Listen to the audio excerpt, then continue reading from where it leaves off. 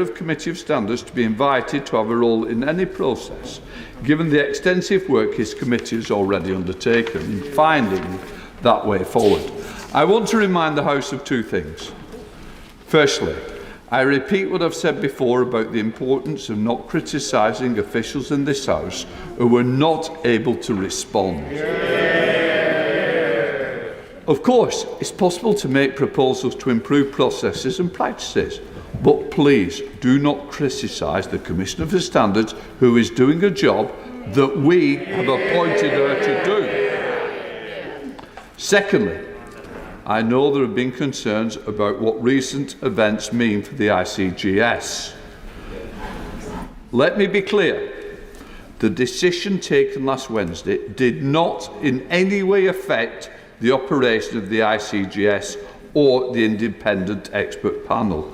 And let me say to those people who feel that they weren't going to come forward because the ICGS wouldn't be there, it is there, and do not think there is a barrier for people coming forward. Finally, and again in the spirit of finding the best way forward, I say to the House that I will do everything I can to help ensure that all members feel confident that we have an effective and fair system, and that those who follow our proceedings feel the same. I granted this debate today because I thought it was essential to sort out the mess we're in. We can start to do that today, but it requires two things for us all: to tone down the party political sniping and focus calmly on making sure the system is effective as it can be, and for everyone to recognise that if we're going to achieve progress, we'll only do so on a cross-party basis.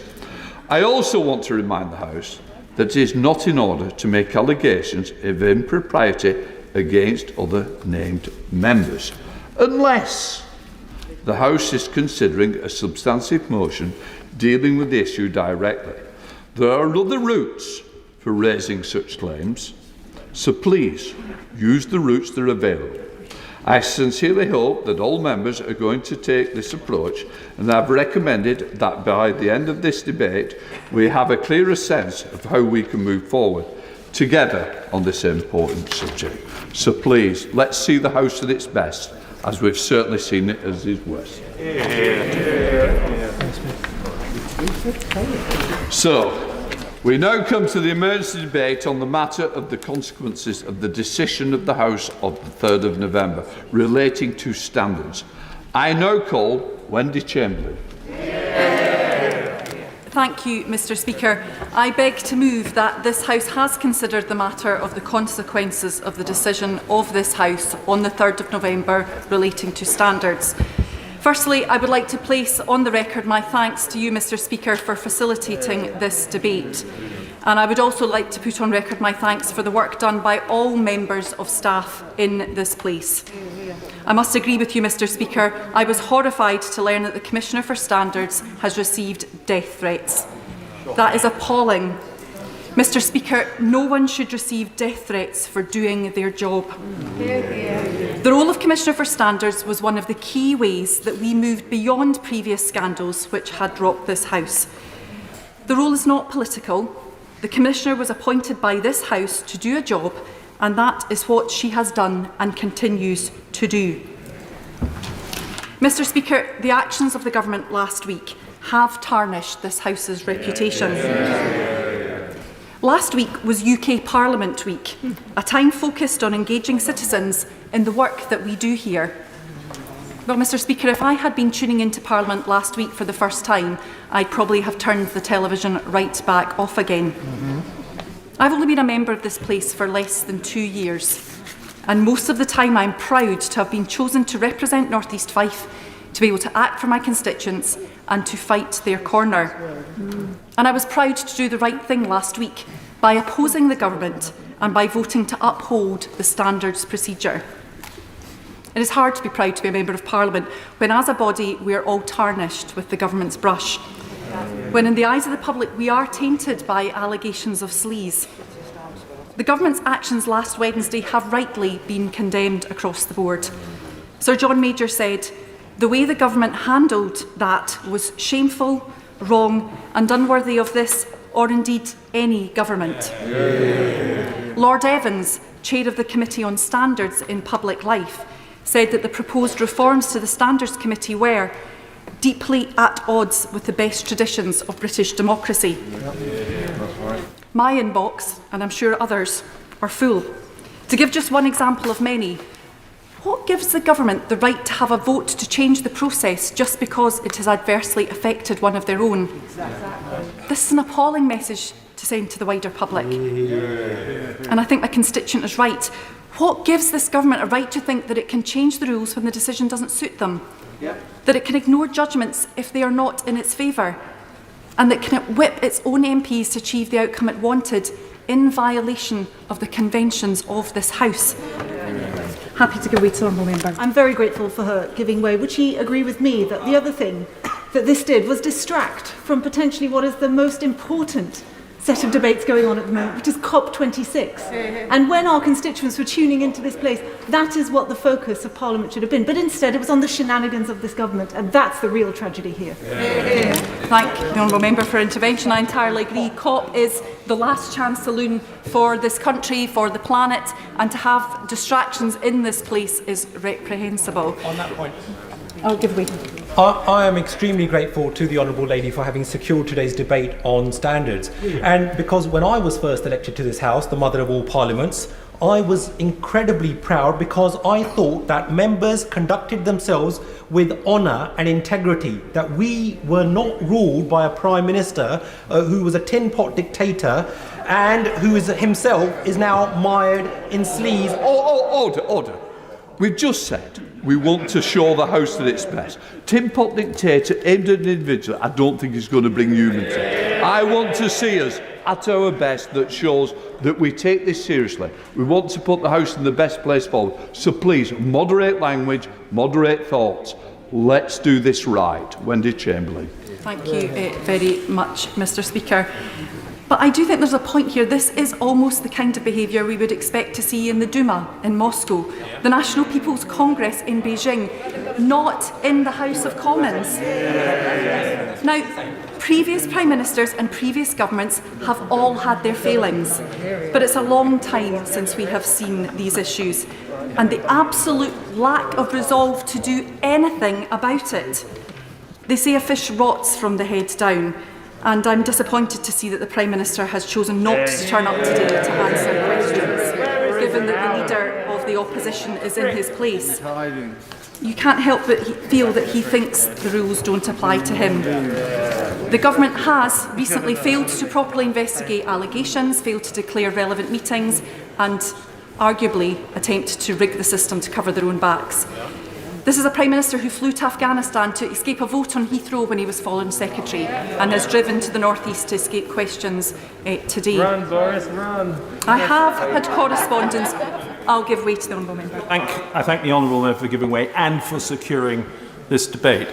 As one of those who voted against their government or defied their government, the three-line whip, last week on this issue, I think she will agree that it was patently wrong to try and reform a system at this point. We'd had years to reform it. But does she agree that we need cross-party support going forward? Yes. And given that the Committee on Standards is already looking at this issue, we should wait for their findings before making any decisions about going forward? I thank the honourable member for his intervention, and I'm sure he was present at the debate last week, which was exactly what this side of the House was calling for. It was calling for consensus, it was calling for the goalposts not to be moved, and it was calling for us to, on an ongoing basis, as we should be doing, look at our processes and procedures and hold ourselves to account as our voters expect us to do. I've had correspondence from lifelong Conservative voters who have been appalled, not just at last week's actions, but sadly the last 2 years of actions by this government and the alarming frequency by which scandals befall them. I'll give way. I thank the honourable member for giving way. And does she agree with me that the government has been playing a ridiculous game with the public's trust, not only by the foul play in last week's vote, but also by a string of corrupt dealings over the past 2 years? I thank the honourable member for their intervention. I will go on to detail some of the things she's referring to. Back in May 2020, Dominic Cummings' trip to Barnard Castle in flagrant breach of COVID regulations. Then it was the Home Secretary found to have breached the ministerial code, but let off. And then the then Health Secretary breaking COVID guidance he had been instructing others to follow. And that's just the tip of the iceberg. I haven't... Yeah, I'll give way. It has been said in the media that some MPs are now walking through the corridors of Westminster feeling invincible. Does she agree with me that we are accountable to our constituents and they are our boss? I thank the Honourable Member for the intervention. I agree that is one of the challenges in terms of this is not an ordinary job. We are not in a line management structure. We are accountable only to our constituents. Just on that point, yes. can I make, as the longest serving ventures, can I say to the House, I was appalled at what happened last week. But can I say, as a long-serving member, it isn't typical of the behaviour. I have worked with people in this House on all parties for a very long time, and most of the behaviour is good. It's excellent. It's cross-party. So this has really done something to damage our reputation, but to please don't any of us undermine the fact that normally most of our members on all sides act honourably, work together, and I'm proud to be a member working with them. I thank the Honourable Member for his intervention. As an MP elected in 2019, one of the things that has been a great loss as a result of COVID has been the opportunity to meet people in real life and actually engage across the House, across parties. And I'm hoping that as we move through COVID, there's more opportunity to do that so that we can see the good behaviour on all sides. Yes, just briefly. I'm really grateful to my honourable friend, not just for securing this debate, but for being kind and letting me intervene. Absolutely right. In recent weeks, we have mourned the loss of two great men who served their communities well in this House and were decent people. And we've talked about how important it is that we conduct ourselves with grace and forgiveness on all sides, that our tone should be different to that which the public expect. But she also agreed with me that being gracious does not mean ignoring the reality when one side behaves especially badly. We do not need to be soppily neutral. The reality is the government made a decision last week to do something which undermines trust in democracy at every level, locally and here, and that is why her debate is so important. Thank the Honourable Member for his intervention. We are the opposition on this benches. It is our job to oppose the government unless it can demonstrate otherwise. I'm going to try and make some progress. Over the last 20 months, my constituents have had to follow more rules than they've ever had to deal with before. While we are sadly governed by ministers who seem to care far less about the rules than any predecessors in living memory, which is why we are here today. Ministers who, arguably, it's been reported over the weekend, are focused on pleasing their boss, not on doing what is right for this country. We've seen story after story break. Cash for honours, undeclared interests. On that point, very briefly. I thank my honourable friend. On that point of cash for honours, would she agree with me that the House of Lords Appointments Committee should be put on a statutory footing? This would make sure that any recommendations made to the Prime Minister could not be ignored in the same way the Prime Minister ignored advice given to him by the previous independent adviser on ministerial interests when they recommended that the Home Secretary be sacked for bullying. I thank the Honourable Member for intervention. I think these are things that need to all be looked at on an ongoing basis, and there's potentially areas where the different processes are in conflict with one another, but I will now make progress. Who is influencing our politics? How is taxpayers' money being spent? And what is being done to hold those in power to account? And that's why we argue that we do need a public inquiry with the powers and resources to get to the depths of the situation we are in.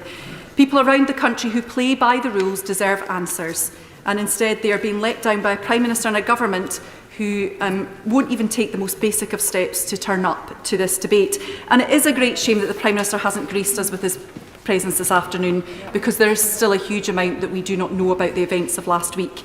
And there are many questions that demand answers, and many of those involve the Prime Minister's personal role in this affair. A Prime Minister who's been under investigation more times than any other member in recent years.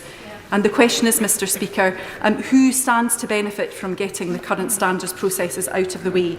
And members of the public will have to draw their own conclusions of that, with the Prime Minister not being here today. But the questions don't stop at the Prime Minister. They do extend to those involved in the whipping operation last week. Firstly, why was there a whipping operation in the first place? This was House business. It should not have been whipped. How did it go? The government tried to change our procedures without our consent, and then it U-turned and tried to walk it back. But you can't walk back the events of last week. That's why we're here looking forward. We've heard serious concerning allegations today that members breaking the whip were threatened with a removal of funding for projects in their constituency, and I'd ask the Cabinet Secretary to address this and whether it's true. This matter deserves further investigation. The idea is that communities should suffer because their representative did the right thing is frankly abhorrent. And even despite all those alleged threats, the whipping operation was only a partial success. And I do thank those members in the opposite benches who stood up for what was right, and those members, including the Father of the House, who supported my application last week. I'll give way to the Honourable Member. For giving way, I'd just like to make it clear that at no stage were any threats of that nature made to me when I broke the whip last week. Thank the Honourable Member for his intervention and for providing us with that clarity. It's unfortunate the Prime Minister is not here to do that. But the final set of questions, Mr Speaker, are for us in this place to answer. Not ministers, not the government, but members of this House. How do we go about rebuilding trust and confidence in what we do here? I hope we will be able, I'm going to make progress. I hope we'll be able to discuss this further today. Mr Speaker, no system is perfect. There is always room for improvement. Certainly, when I previously thought about our process for investigating complaints against members, what I saw last week made it abundantly clear that changes do need to be made. I do find it quite hard to believe that Owen Paterson was able to vote on his own suspension last week, whilst the votes of members currently under investigation were actually critical in the passage of the amendment which saved him. It does look like the equivalent of defendants in a court case also taking part in the jury. And it is wrong, and if we are to make changes, I would argue that must be top of the list of reforms. There's been much discussion of a right to appeal, something we've heard a lot from the government as they try to justify their actions. But I would point out that through the Borders Bill currently going through Parliament, the government is attempting to take the rights of appeal away from asylum seekers. Mr Speaker, no matter what changes are proposed, one thing is clear. Those with a vested interest in tearing up Parliament's anti-sleaze rules shouldn't be given the power to do so. And any amendment to these rules must be done fairly and with proper time and consideration by this House.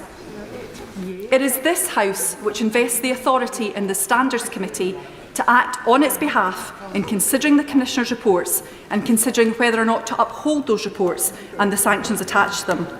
And I'm sure that the Right Honourable Member for Rhondda and Chair of the Standards Committee will use time today to speak about the steps which the Standards Committee is taking and which you referred to earlier, Mr Speaker. As a new MP elected in 2019, I didn't vote in the current rules, but I accept them because they are the rules in place. I'm a member of a smaller party. We do not have representation on the Standards Committee, but those are the rules, and we accept them. If the processes are to be changed, that needs to be done properly and with consensus across the House. That's what the Leader of the House should be have been looking to do last Wednesday, to act on behalf of the House instead of his own party. It's what he should be doing today, listening to members' contributions and responding to him, and I understand he's not doing so. Instead, we have the Minister for the Cabinet Office responding to us. So, can he let us know what exact involvement the Cabinet Office has in this House's standards procedures? Certainly, wherever we go from here, without a cross-party consensus, reforms will simply have no legitimacy. Mr Speaker, like you, I hope for positive and constructive contributions from all sides of the House this afternoon as we work out how to move forward from this scandal. And I hope that the Leader of the House and the Prime Minister will engage with this process. In closing, Mr Speaker, one of my other constituents wrote to me saying, "Mr Paterson's resignation is not the end. It must be the beginning of an uncompromising campaign to end the corruption of our politics." I hope that we can begin that campaign in this place today. The question is, as on the order paper, I call Minister Bartley. Secretary Bartley. Thank you, Mr Speaker. Order. Those who are shouting were as the Prime Minister. The Prime Minister phoned me along with the Leader of the SNP this morning to say neither of them could be with us. So they have given their reasons, whether it's right, wrong or different. I don't make judgments, but I can only say on behalf of both of the two people concerned, both leaders, One is at COP and the other is visiting hospitals in the North East. So that's where the premise is. So I don't need to hear all the way through, where is he? I've explained it now. You can make your own decisions. Secretary. Thank you, Mr. Speaker. I am grateful to the Honourable Member for North East 5 for securing and opening this debate. The Government has been listening carefully to the legitimate concerns raised by Honourable and Right Honourable Members on all sides of the House, both during and since last Wednesday's debate. These are vitally important matters to you, Mr. Speaker, and to the whole House. But before I set out the Government's position today, I would like first and foremost to express my regret and that of my ministerial colleagues over the mistake made last week. We recognise that there are concerns across the House over the standards system and also the process by which possible breaches of the Code of Conduct are investigated. I will in a minute. Yet while sincerely held concerns clearly warrant further attention, the manner in which the Government approached last week's debate conflated them with the response to an individual case. This House shares a collective interest in ensuring that the Code of Conduct reflects and fosters the highest standards of public life. The Government fully recognises that the Standards Committee is critical to this, including the important role performed by its chairman, the Honourable Member for the Rhondda. Of course I get Very grateful for him giving way. He's already offered one apology. Could I ask him to give another? And that is to residents who live in constituencies that have MPs that his front bench and whips were threatening to withdraw spending in their community just to punish them for thinking about voting for, not voting for the amendment last week. Could you apologise to those residents? They are innocent bystanders, and it's not their fault that they can have money taken out of their community simply because of something that their MP does on a matter of conscience. I fear, Mr. Speaker, he prepared that intervention before hearing from my honourable friend, who just said that despite voting against the Government, that was a misrepresentation of the conversations I held. Of course I give way to the Mother of the House. I thank the Right Honourable Gentleman for giving way. Could he explain why he is doing this debate and not the Leader of the House, whose job it is to deal with the issue of the standards decision? Isn't this adding insult to injury and showing the Government just really doesn't understand it? With your respect, first of all, my right honourable friend, the Leader of the House, is here in the chamber with me. And secondly, as she well knows, not least as the Mother of the House, that the Cabinet Office oversees the government response across departments, including on a number of the issues covered by this issue. Of course, I give way one further time, then I'll make progress.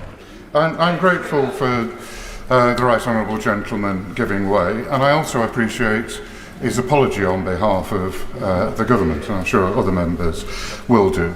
But can he give the House a commitment that for the future disciplinary matters, they're matters for the House and not for the Government? Well, as has been set out by the Prime Minister and by other colleagues in Government, we are committed to working on a cross-party basis, including with the Chair of the Standards Committee, and it is for that reason, just make some progress, that reason, as I say, I recognise the important role performed by the Chairman, and I just picked that out in terms of my remarks. We thank him, Mr. Speaker, and indeed the committee's lay members for their service, as we do the Parliamentary Commissioner for Standards as well. And I want to reiterate the Government has previously taken and will continue to take a cross-party approach to issues around standards in this House. Of course I give way. I'm very grateful. I too, like my honourable friend, the member for Newcastle under Lyme, received no pressure whatsoever in terms of the way I voted last week.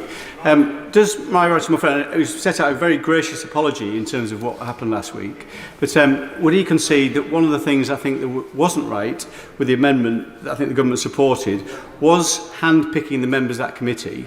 Would it not be better if the standards of this House are going to be reformed is that the committee should be chaired by somebody who's elected by this whole House, and that the members of the committee are also elected in the normal way of select committee members? Well, Mr. Speaker, as I just set out, we are committed to working on a cross-party basis, and we regret that many honourable members did not feel that they had been sufficiently consulted on the proposals last week. But I simply refer to the article in the Times by the chair of the Standards Committee, who said, and I quote, "I'm sure we need to review both the Code of Conduct and the way it operates," and further went on to say, Mr. Speaker, that there are good arguments in favour of a more formal additional process whereby a member could appeal against the sanction either to an outside body or to a subcommittee or the Standards Committee. It was to that the debate turned last week, but of course I go away to the Honourable Lady. I thank the Cabinet Secretary for giving way. Last week was UK Parliament Week, but it was not our finest hour. Does the Secretary of State for the Cabinet Office agree with me that at the very least a message from this debate must be that we work in our constituents' interest and in the public interest, and that the use of this House to work in private interest to the tune of hundreds of thousands of pounds will not be tolerated? Well, as I said, and of course I hadn't seen that the Chair was seeking to grab my attention, so of course I'll give way. But we are committed, Mr. Speaker, to working on a cross-party basis, and with that in mind, of course, I will give way to. I'm very grateful, and I acknowledge the apology that the Minister has given on behalf of the government. But I do want to. We are still in a bit of a hole, the whole of Parliament. We still have a motion that was carried last week, which leaves the question of Mr. Patterson's conduct hanging in the air.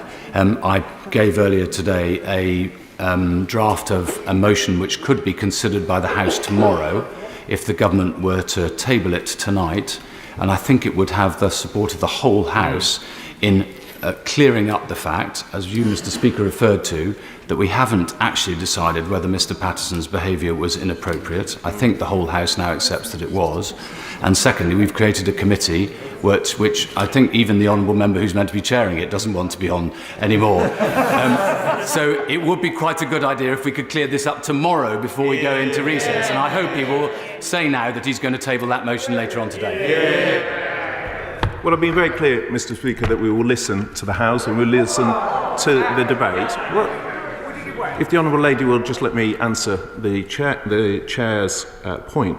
Mr. Patterson has now resigned, so it would not be possible for the House to endorse a sanction of suspension. And I simply remind the House that he suffered a serious personal tragedy. He has now resigned. In his statement, he said he wants to continue outside of public life in terms of politics, and therefore I think we should respect that, and I hope through your office, Mr. Speaker, there will be a way for us to engage on a cross-party basis, and that is what the government will now redouble its efforts to engage on in the days ahead. I'll give one further time there and then to the Honourable Lady. Very grateful to the Minister for giving way. And there isn't anybody in this House who doesn't have the utmost sympathy for Mr. Patterson's plight. But I think we do have to also remember that he did say that he would do exactly the same if the opportunity presented. I'm grateful that the Minister has rendered his apology, but does he not think it more appropriate that the Prime Minister attends and gives his apology? And if I can assist the Speaker, rather than being in the northeast of England defending the conduct of his police and crime commissioners, one who's had to resign over inappropriate remarks and another one who is under investigation. Well, I think Mr. Speaker dealt with that at the opening of this debate and made clear both the Prime Minister and the leader of the SNP had discussed with Mr. Speaker in terms of the debate today. I'll give way to the Honourable Gentleman. Will you give way? My friend giving way. Can I just say, thank you, sir. I abstained last week, and I thank the government absolutely for the apology, which is completely the right thing to do. And I would also like to say on record that despite the fact that I've abstained, and I occasionally have the misfortune to vote against this government, the government continues to be nothing but supportive of both myself and the people of the Isle of Wight. Thank you, Mr. Speaker, and I think it's helpful to get that on the record. I'll just make some progress. The government will now redouble its efforts to engage on a cross-party basis, and indeed with you, Mr. Speaker, in the days ahead. because we know what we can achieve when we do so.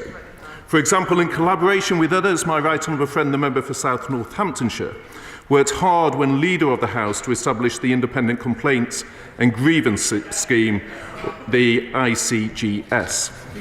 This scheme to which the government is wholly committed is a model that I believe has many strengths. It includes an appeals process and ability to adjudicate complex cases by virtue of its independent expert panel led by a High Court judge.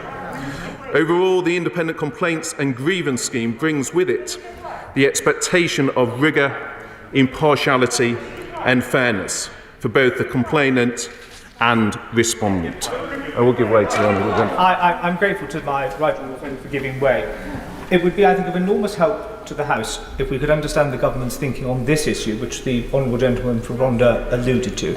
The amended motion last week was passed. I voted against it, but it was passed. What is its status now?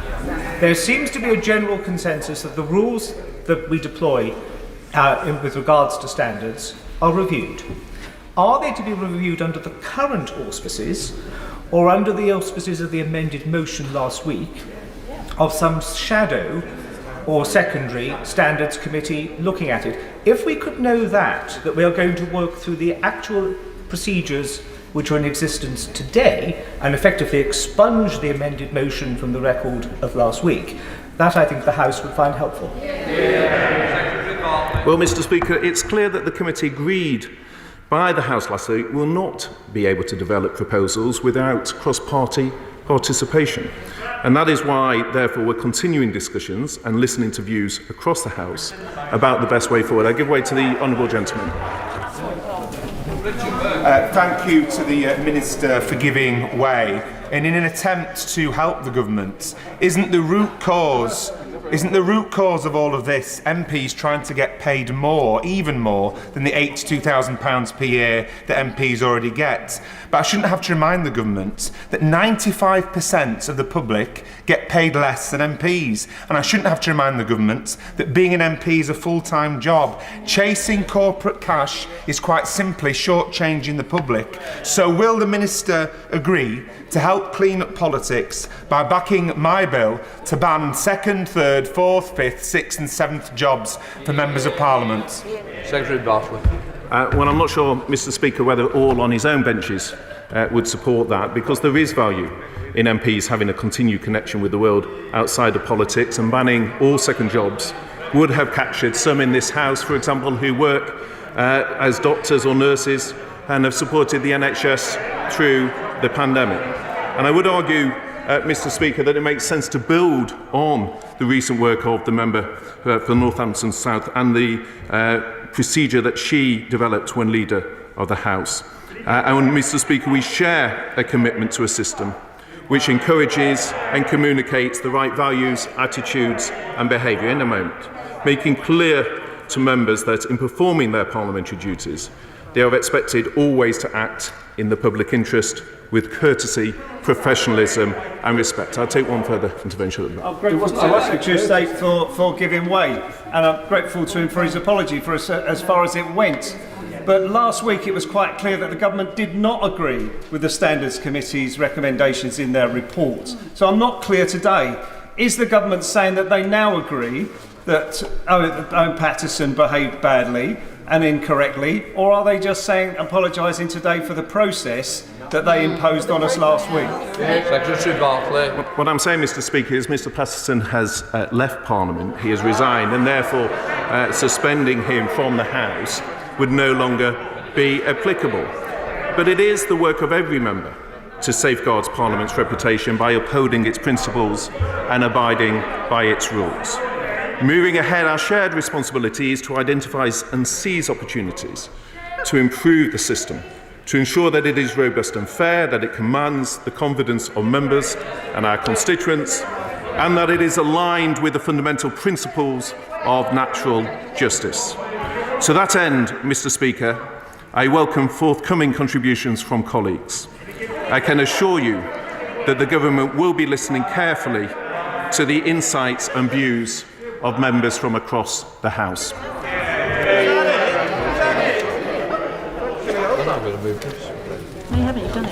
Keir Starmer, Leader of the Opposition. Thank you, Mr. Speaker.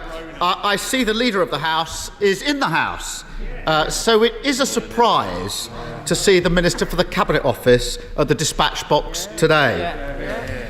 Mr. Speaker, he and I have faced each other across the dispatch box many times, and it's always a pleasure. But I'm sure he, like me, wishes that his days as the night watchman were a thing of the past, defending valiantly against hostile bowling on a sticky wicket of his Prime Minister's creation. It's as if 2019 never ended. Mr. Speaker, that is because last week the Prime Minister damaged himself.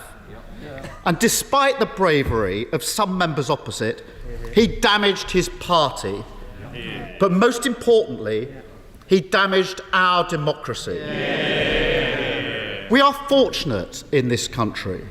Voters may not always agree with politicians, they often don't, but they do trust that disagreements are sincere, that their representatives are acting in the way that they think is in the public interest, and that we can resolve our disagreements in debate and at the ballot box. But when the Prime Minister gives the green light to corruption, he corrodes that trust. When he says that the rules to stop vested interests don't apply to his friends, he corrodes that trust. And when he deliberately undermines those charged with stopping corruption, he corrodes that trust. And that is exactly what the Prime Minister did last week. And now today, he does not even have the decency to come here either to defend what he did or to apologise for his actions. Where is he? Rather than repairing the damage that he's done, the Prime Minister is running scared. When required to lead, he's chosen to hide. His concern, as always, is self-preservation, not the national interest. And it's time for everyone in this House, whatever their party, to draw a line and to send a message to the Prime Minister: enough is enough. We will not stand by while he trashes our democracy. Mr. Speaker, the case of the former member for North Shropshire is simple. Everyone in this House has enormous sympathy for the tragic circumstances in which he lost his wife. His pain and his anguish are unimaginable. And I wish to express my condolences to him, as I did at the time. The Committee on Standards rightly took those awful circumstances into account when considering his conduct. There was a serious and robust process. He had prior notice of the charges against him. He had legal advisers with him.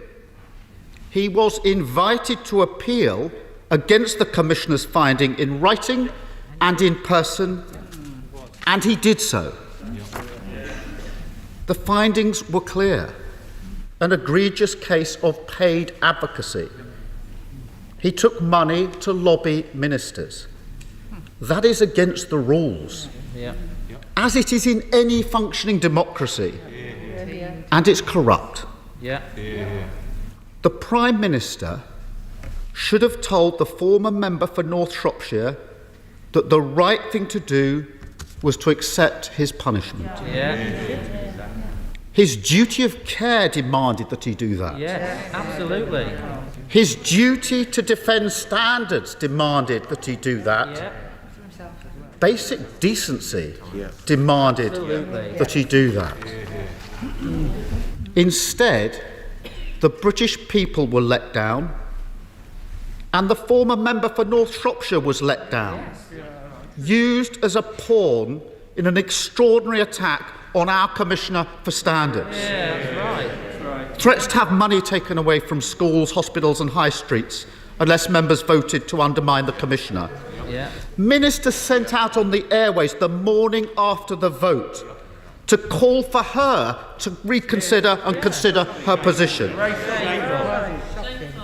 And a sham committee proposed so the government can set the judge and jury for future cases. This was a deliberate course of action. But the government was caught off guard by the public outcry and they've climbed down. But, Mr. Speaker, this wasn't a tactical mistake, an innocent misjudgment swiftly corrected by a U-turn. It was the Prime Minister's way of doing business, a pattern of behaviour. When the Prime Minister's advisor on the Ministerial Code found against the Home Secretary, the Prime Minister kept the Home Secretary and forced out the advisor. When the Electoral Commission investigated the Conservative Party, the Prime Minister threatened to shut it down. And when the Commissioner for Standards looked into the Prime Minister's donations, the Prime Minister tried to take her down. Government corruption. There is no other word for it. And Mr. Speaker, I will in just one moment. And Mr. Speaker, it's said that the Prime Minister doesn't believe the rules apply to him. But it's worse than that. He absolutely knows that the rules do apply to him. His strategy is to devalue the rules so they don't matter to anyone anymore, and to go after those charged with enforcing the rules, so that breaking the rules has less consequence. That way, politics becomes contaminated. Cynicism replaces confidence and trust. The taunt that politicians are all in it for themselves becomes accepted wisdom. And with that, the Prime Minister hopes to drag us all into the gutter with him. No way. It only serves to convince people that things can't get better, that government can't improve people's lives. Progress isn't possible because politics doesn't work. But in the right hands, used in the right way, for the right reasons, politics can work, because politics can be a noble cause to build a better country, to build a better world. And for some, it is also a great personal sacrifice. The plaques in this House to Airy Neve and to Joe Cox, the empty seat where just weeks ago Sir David Amess sat, are testament to that price. If we're to honour their memory, we have to defeat the politics of cynicism propagated by this Prime Minister. I will give way. I'm grateful to the Leader of the Opposition for giving way. One of the rules that we've always observed in this place is that you don't whip House business. And just about everything that has happened since last week can be traced back to the determination of the government to whip that. Does he share my concern that we've heard nothing from the Treasury bench today, that if we on this side of the House participate in future exploration of the rules, that when they return to this House, there will be no repetition of whipping the votes either for or against them, and indeed without that undertaking it would be very difficult for anyone on this side to accept that what we hear from the Treasury bench is a good faith exercise. Well, I do share that concern. It would be a very easy thing for the government to say today, and we've got another 2 hours to run in this debate, so there's plenty of time to say it. I will. I couldn't agree more with the opposition that House business should never be whipped. I just wonder if the Leader of Opposition could say whether he whipped his members last week. No.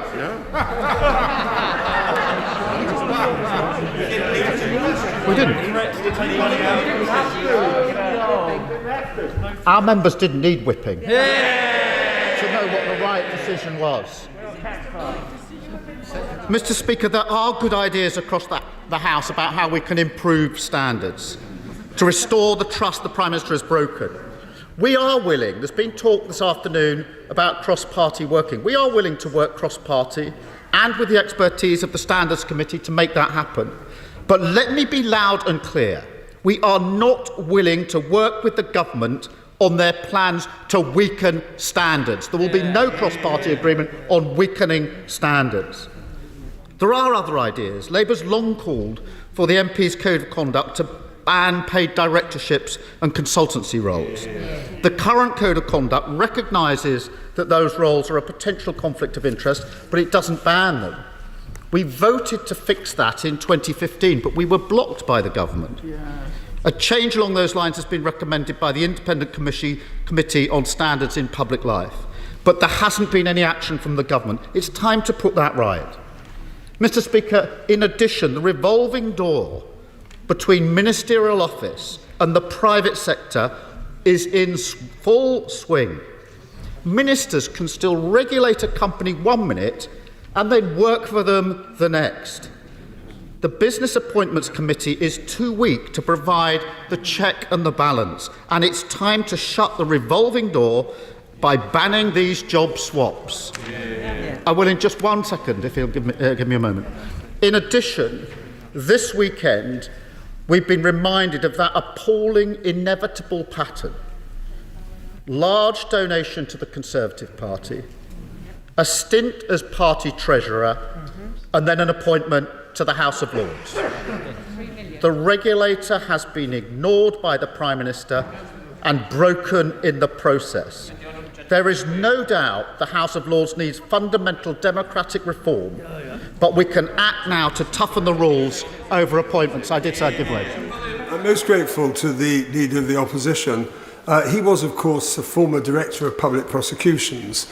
And I'm also aware that in 2003, under a Labour government, the Committee for Standards set up the investigatory panel with rules of natural justice contained in it if it were to be implemented, which in this case it was not. Would he, as a former Director of Public Prosecutions, agree that the rules of natural justice could be avoided where an investigatory panel could have been set up but was not? Well, I understand the point, but let's just remind ourselves of the process here. The independent commissioner examines the complaint and comes to a finding. There is then, and the charge is known, and the individual can be legally represented and advised. And I understand the former member from North Shropshire was legally advised throughout the process. The finding of the commissioner can then be appealed to the committee. That committee can either agree with the commissioner or disagree. And I'll be correct if I'm wrong. I think on occasion the committee has disagreed, and therefore the appeal has been allowed, and the individual does not face the sanction.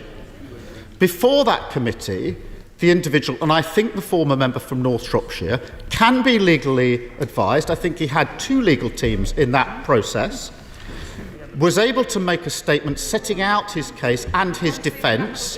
Every point that was made in his defence last Wednesday was made by him to the committee, as anybody who's read the report will know. It was rejected by the committee. He was then questioned for a number of hours by the committee members. That is an appeal. That is due process. And can I just say this? For millions of working people up and down the country, that is a much stronger position than they face if they are disciplined in their workplace. And we owe it to them to recommend it. I'll just make some progress. On all of these areas where we can improve, we can work together to restore trust and strengthen standards. But instead, we've been invited into a sham process designed to force out the Commissioner for Standards. And we're told the main problem is that there wasn't a right of appeal, when there clearly is one. And that's why we have no interest in talking to the government about how to weaken the current system. Mr. Speaker, the lack of common ground is fundamental. The government wants to weaken the system because the system keeps investigating and finding against them. The best solution is the simple one. They should change their behaviour. And the Prime Minister should show some leadership. He should send a clear message that the rules apply to everyone and that those enforcing the rules to prevent corruption will be supported by the government rather than forced out. I will. Thank you, Mr. Speaker, and I thank my friend for giving way. Doesn't he think, though, that the sham is even continuing today? Because not only is the Prime Minister not here, given the importance of this issue, the Leader of the House is here, which is right because it's a House issue, but is completely silent. And the Minister who's there, in his place, where the Leader of the House or the Prime Minister should be, can't even answer the basic question from either side of the House about how we proceed now and whether they'll accept the recommendation from Chair of Standards Committee. And thank you for the intervention. I couldn't agree more. The Prime Minister should be here. Leadership is about taking responsibility. And if there's an apology to be made, that apology should come from the top, just as the direction came from the top last week to engage in this business in the first place. I'll just make some progress and then I will give way. The Prime Minister could start by making 3 simple commitments. First, work with us to ensure that the member for Delin faces a recall petition. It is completely unacceptable for a member to be found guilty of sexually harassing junior staff, yet avoid the judgment of the electorate on the basis of a loophole. Absolutely. The government has hidden behind that loophole. It's now time to come out of hiding. Secondly, the Prime Minister needs to agree that no member found guilty of egregious breaches of the MP's Code of Conduct can be recommended for a peerage. The government can't reward bad behaviour and corruption with a job for life making the laws of the land. And third, the Prime Minister must commit to a full and transparent investigation into Randox and the government contracts. Mr. Speaker, what do we know? We know that Randox has been awarded government contracts worth over £600 million without competition or tender. We know that the former member for North Shropshire lobbied for Randox. We also know that he sat in on a call between Randox and the Minister responsible for handling the health contracts. Shameful. Against that backdrop, there is obviously a concern that the use of taxpayers' money and the effectiveness of our pandemic response may have been influenced by paid advocacy from the former member from North Shropshire. Corrupt. So if the Prime Minister is interested in rooting out corruption, he needs to launch a full investigation. If the Prime Minister is interested in restoring trust, we need full transparency with all the relevant correspondence published, no ifs and no buts. Mr. Speaker, last week the Prime Minister damaged himself, he damaged his party, and he damaged our democracy.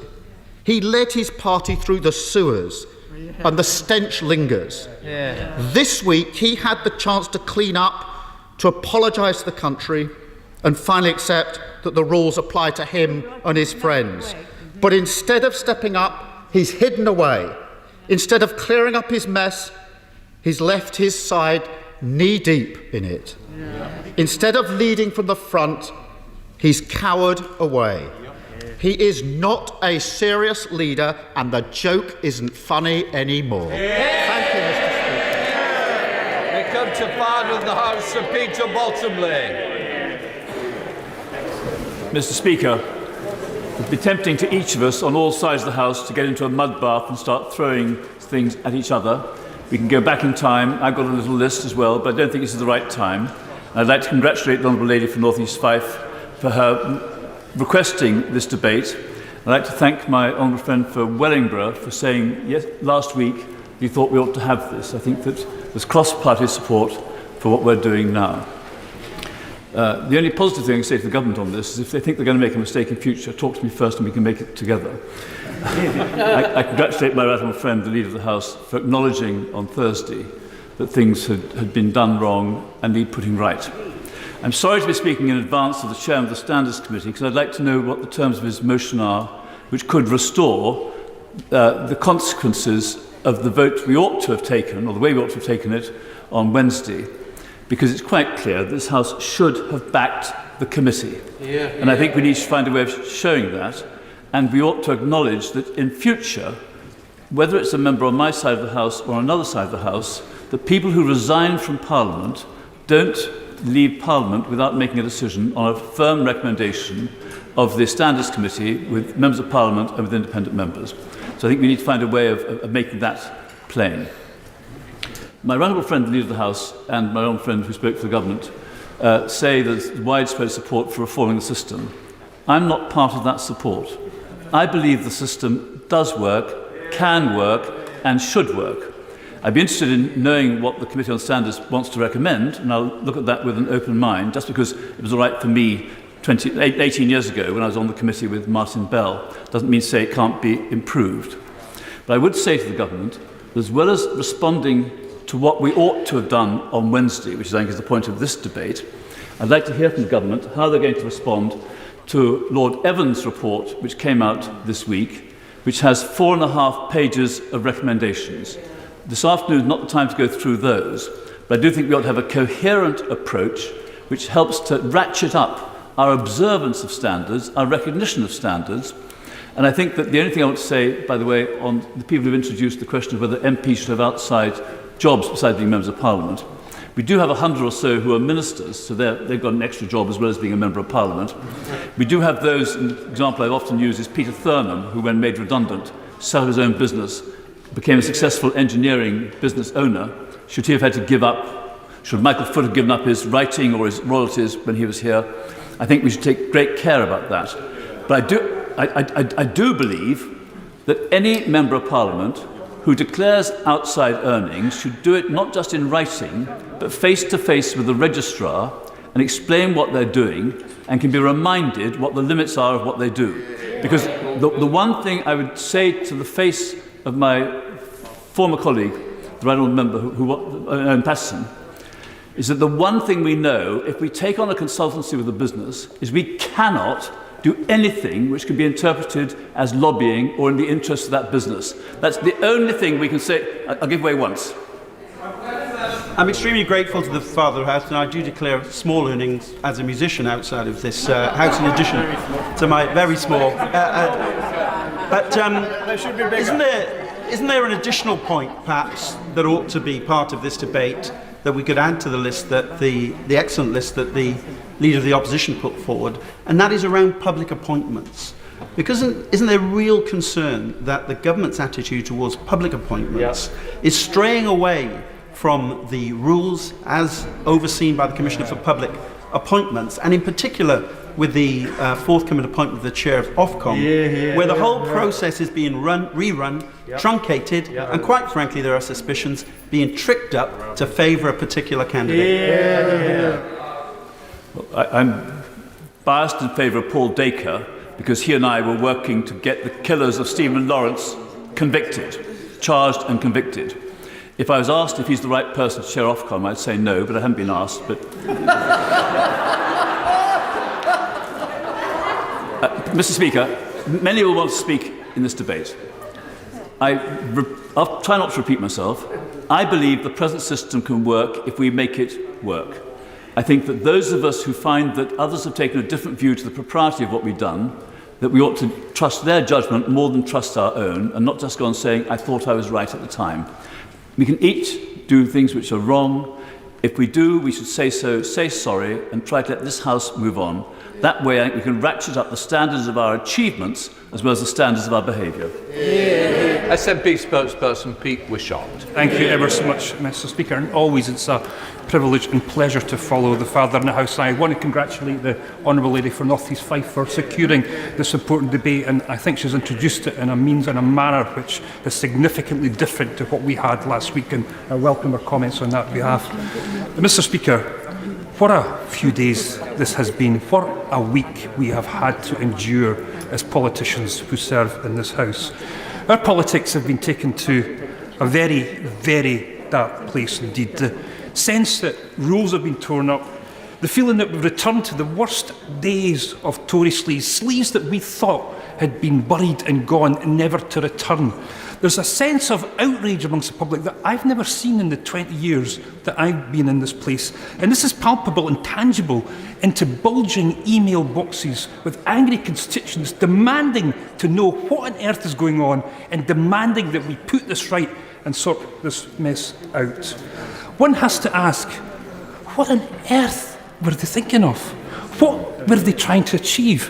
What did they want to do? What did they think was going to happen with introducing that motion the way that they did? And I almost feel sorry for the Right Honourable Gentleman, the Minister for the Cabinet Office. If there was a short straw for turning up to try and defend this government's action, he most certainly picked it today. And it should be his Right Honourable friend leading this debate. It was him that brought that grubby motion to the House last Wednesday.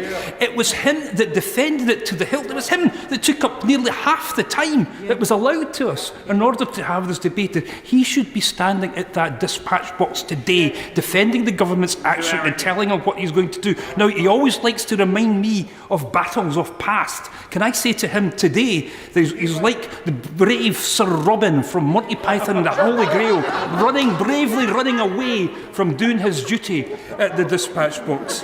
And we know that this was a plot that was hatched between the Right Honourable Gentleman and his Right Honourable friend, the Government Chief Whip, designed and approved and orchestrated through Number 10 with the weight of the whipping operation that we saw last Wednesday. This is something that goes all the way to the very top. What the two of them did was to open the Tory Pandora box marked sleaze, and what a grubby, rotten receptacle it's turned out to be. A government prepared to reinvent the rules if they don't like them. A government so arrogant and entitled that it believes it can get away with whatever it wants. I give way to my honourable friend. I thank my honourable friend for giving way. He's mentioned obviously the Pandora's box of sleaze, and he'll be familiar with the corruption allegations that appeared in the Sunday Times yesterday following an investigation by Open Democracy. Does he not believe, as I do, that that isn't just a matter for this House and for Parliament, but for the police too? Well, I'm grateful to my honourable friend because I do want to get round to that particular case, and I did note that yesterday. I was here for Cash for Honours Mark 1. This is Cash for Honours Mark 2.0, and I want to specifically refer to that, and I will do that in my remarks. I will, then I'll make progress. I thank the honourable member. As he's on this topic, does he not agree with me that another aspect that has created great anger and concern in our communities is the funding of political parties? And if we look particularly at the Russians and the way they are now currently funding the Conservative Party, with Lyubov Chanukin giving £2.1 million to the Conservative Party, Alexander Temerko giving £1.3 million to the Conservative Party, and he's a part owner of a company that is trying to build an underwater cable, together with Viktor Fedotov, who also owns that company and who has given money to the Chancellor, to the Honourable Member for Reading West, to the Minister for Corporate Social Responsibility, to the Secretary of State for International Trade, and the Chief Secretary of the Treasury. Is this right? Good, well said. And it was a long intervention, but a necessary one. I think she's absolutely right and spot on. The way that donations will be going into the Tory party is something that needs to be properly investigated, and I'm going to suggest a way that that should be done in the course of my deliberations this afternoon. But Mr Speaker, we're in day 6 of this. We're at 6 days. This has dominated political discourse in our media, in the public and in our communities and in our constituencies. Nobody usually survives that. No government minister who's presided and overseen something that goes on day after day after day. And the thing is, it's shown no sign of abating, it's shown no sign of going away. Now, I don't know if the public will accept the apology made by the Right Honourable Gentleman. I suspect not. I don't think that was what the public wanted to hear. Yes, we want to hear this government standing there saying, sorry, we got this totally wrong. But I think the public want to hear this government being just that little bit more contrite, just that little bit more accommodating with the feelings and the sentiment that's out there in our constituency. Our constituents are angry. Our constituents are fed up. And I think that the Right Honourable Gentleman has to do a little bit better than that I will give way to Honourable Lady. I thank him for giving way. We have already established that the corrupt and bad behaviour of some MPs damage all of us. So what is needed now, doesn't he agree, is a commitment of every single member in this House to strengthen rather than weakening the standards process and the rules around it. The Honourable Lady is absolutely right and spot on. That's exactly what is required. I mean, when I hear them talking about reforming some of the rules and regulations and some of the things that we have in place, I'm not actually hearing an attempt to strengthen, make them better, make them more accountable. What I'm hearing from them is, let's weaken them. Let's make sure that people can get off with things. If we don't like them, let's rewrite them and do them all again. That is what we're hearing from them. And can I say, I feel really sorry for honourable colleagues, honourable ladies and gentlemen at the back. The way that they've been treated by the front bench is almost approaching cruelty. Almost approaching cruelty. They've been marched all the way to the top of the hill by the Right Honourable Grand Old Duke of York. Then they've been marched all the way down again. But not just marched all the way down, they've been met with a barrage and volley of barred constituent emails in the consternation of the people they represent. I feel sorry for these honourable ladies and gentlemen here today having to take that, and I hope they know who's to blame for what they've had to secure. Yes, I'll wait. I thank him for allowing this.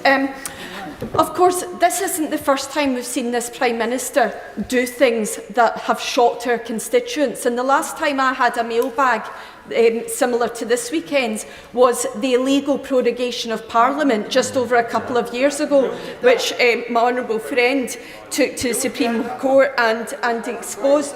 There was the level of outrage for that particular incident is similar to this, and they've learned nothing from it. Absolutely. I think there's a few little spikes we get in terms of interest from our constituents about business of this place. And she's right to mention that one. That was particularly a busy week for members of Parliament. Another one, of course, was Barnard Castle. I don't think we've quite reached the heights of Barnard Castle yet in terms of the response from the public, but we're getting very, very close to that. And I think that as this goes on and we find this unresolved, we'll be starting to get into that territory. But I listened very carefully to the Right Honourable Gentleman, and I could sense that he's not listening very carefully to me. But I listened very carefully to him. And I still don't know what the government's position on this is. And maybe he could help us. I don't know if they're summing up today, but we need to hear from the government what they are going to do now. What I think I heard was that they're sorry for this mess. Fair enough, they're sorry for this mess. That's great, we'll accept your apology. But now tell us what you're going to do. Because the motion setting up the Kangaroo Court Committee of Corruption is still in place. That is the policy of this House. We need to hear them say clearly that they are taking this off and find some means and method to ensure that no longer is part of the business of this House. We need to hear them say that they're prepared to accept independent investigation, and they will support our Right Honourable friend, the Chair of the Standards Committee, and his committee in doing their work. We need to hear them say that. We also need to hear them say that they're going back to that moment just before the division bell rang last Wednesday, and we go back to the situation position that we were in before any of this nonsense started. I'm grateful to my honourable friend for giving way. I have a concern about his proposition, because last week, whether one agreed with the Right Honourable Member for South Northamptorshire's amendment, the government utilised it as a motion of confidence in themselves. Therefore, I have no confidence, I'm sure he has no confidence, that any of that is going to change. Absolutely, and this is why we need clarity, and I think we have to hear this by today. I think the suggestion, I think it was from the chair of the committee, who said that we need this motion to come tomorrow so we deal effectively with the honourable member for North Shropshire. We have to have that in front of this House, and we have to be able to make sure that our judgment is passed on what we believe is the consequences of his action. And one other thing, the disgraceful attacks on the Standards Commissioner.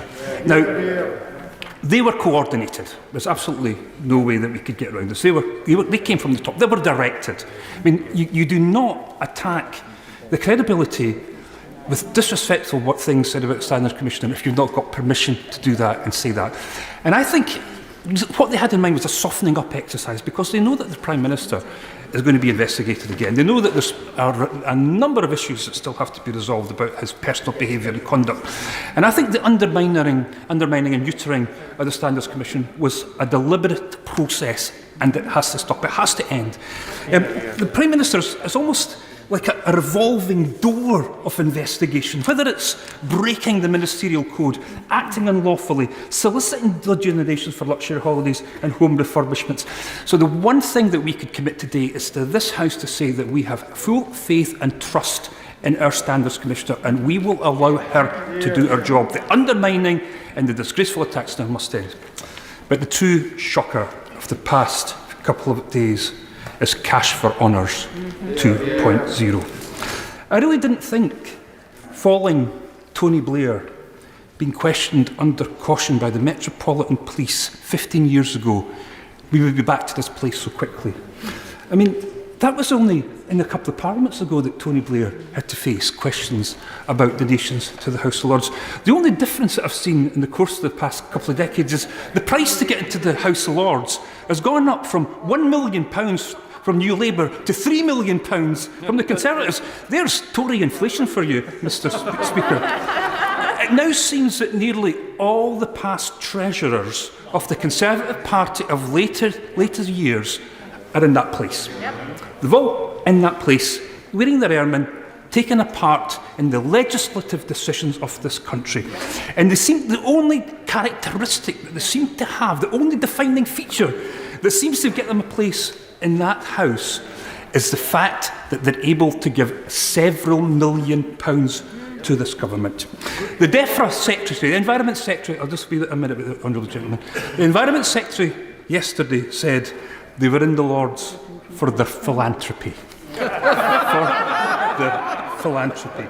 I think the public will probably assess that the accounts of the Conservative Party is just about the worst and least deserving good cause that there is in this land. I'll give it to my friend.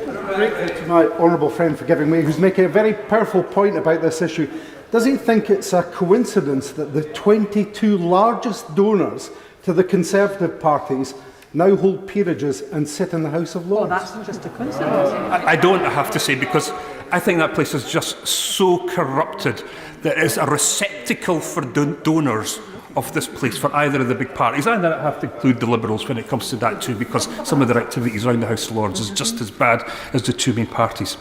So what I've done today, Mr. Speaker, I've asked the Metropolitan Police to investigate these appointments under the provisions of Section 1, Subsection 2 of the Honours Prevention of Abuses Act 1925. That Act states, if any person gives or agrees or proposes to give or offers to any person any gift, money or valuable consideration as an inducement or reward for procuring or assisting or endeavouring to procure the grant of a dignity or title of honour to any person or otherwise in connection with such a grant shall be guilty of a misdemeanour.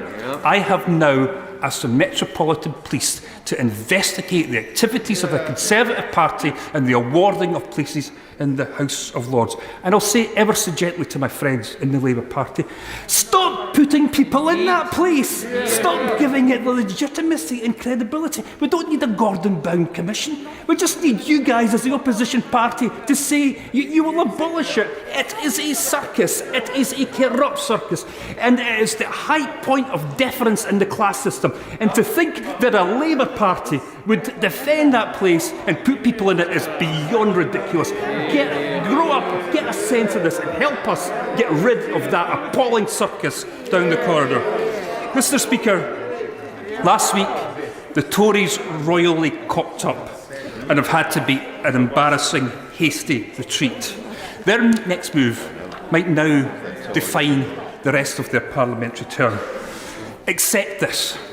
You'd have to do more than apologise. You have to show contrition. You have to show that you really mean this. This is the task and job for this Conservative government just now. They have got to take us back to that point before the bells went last Wednesday.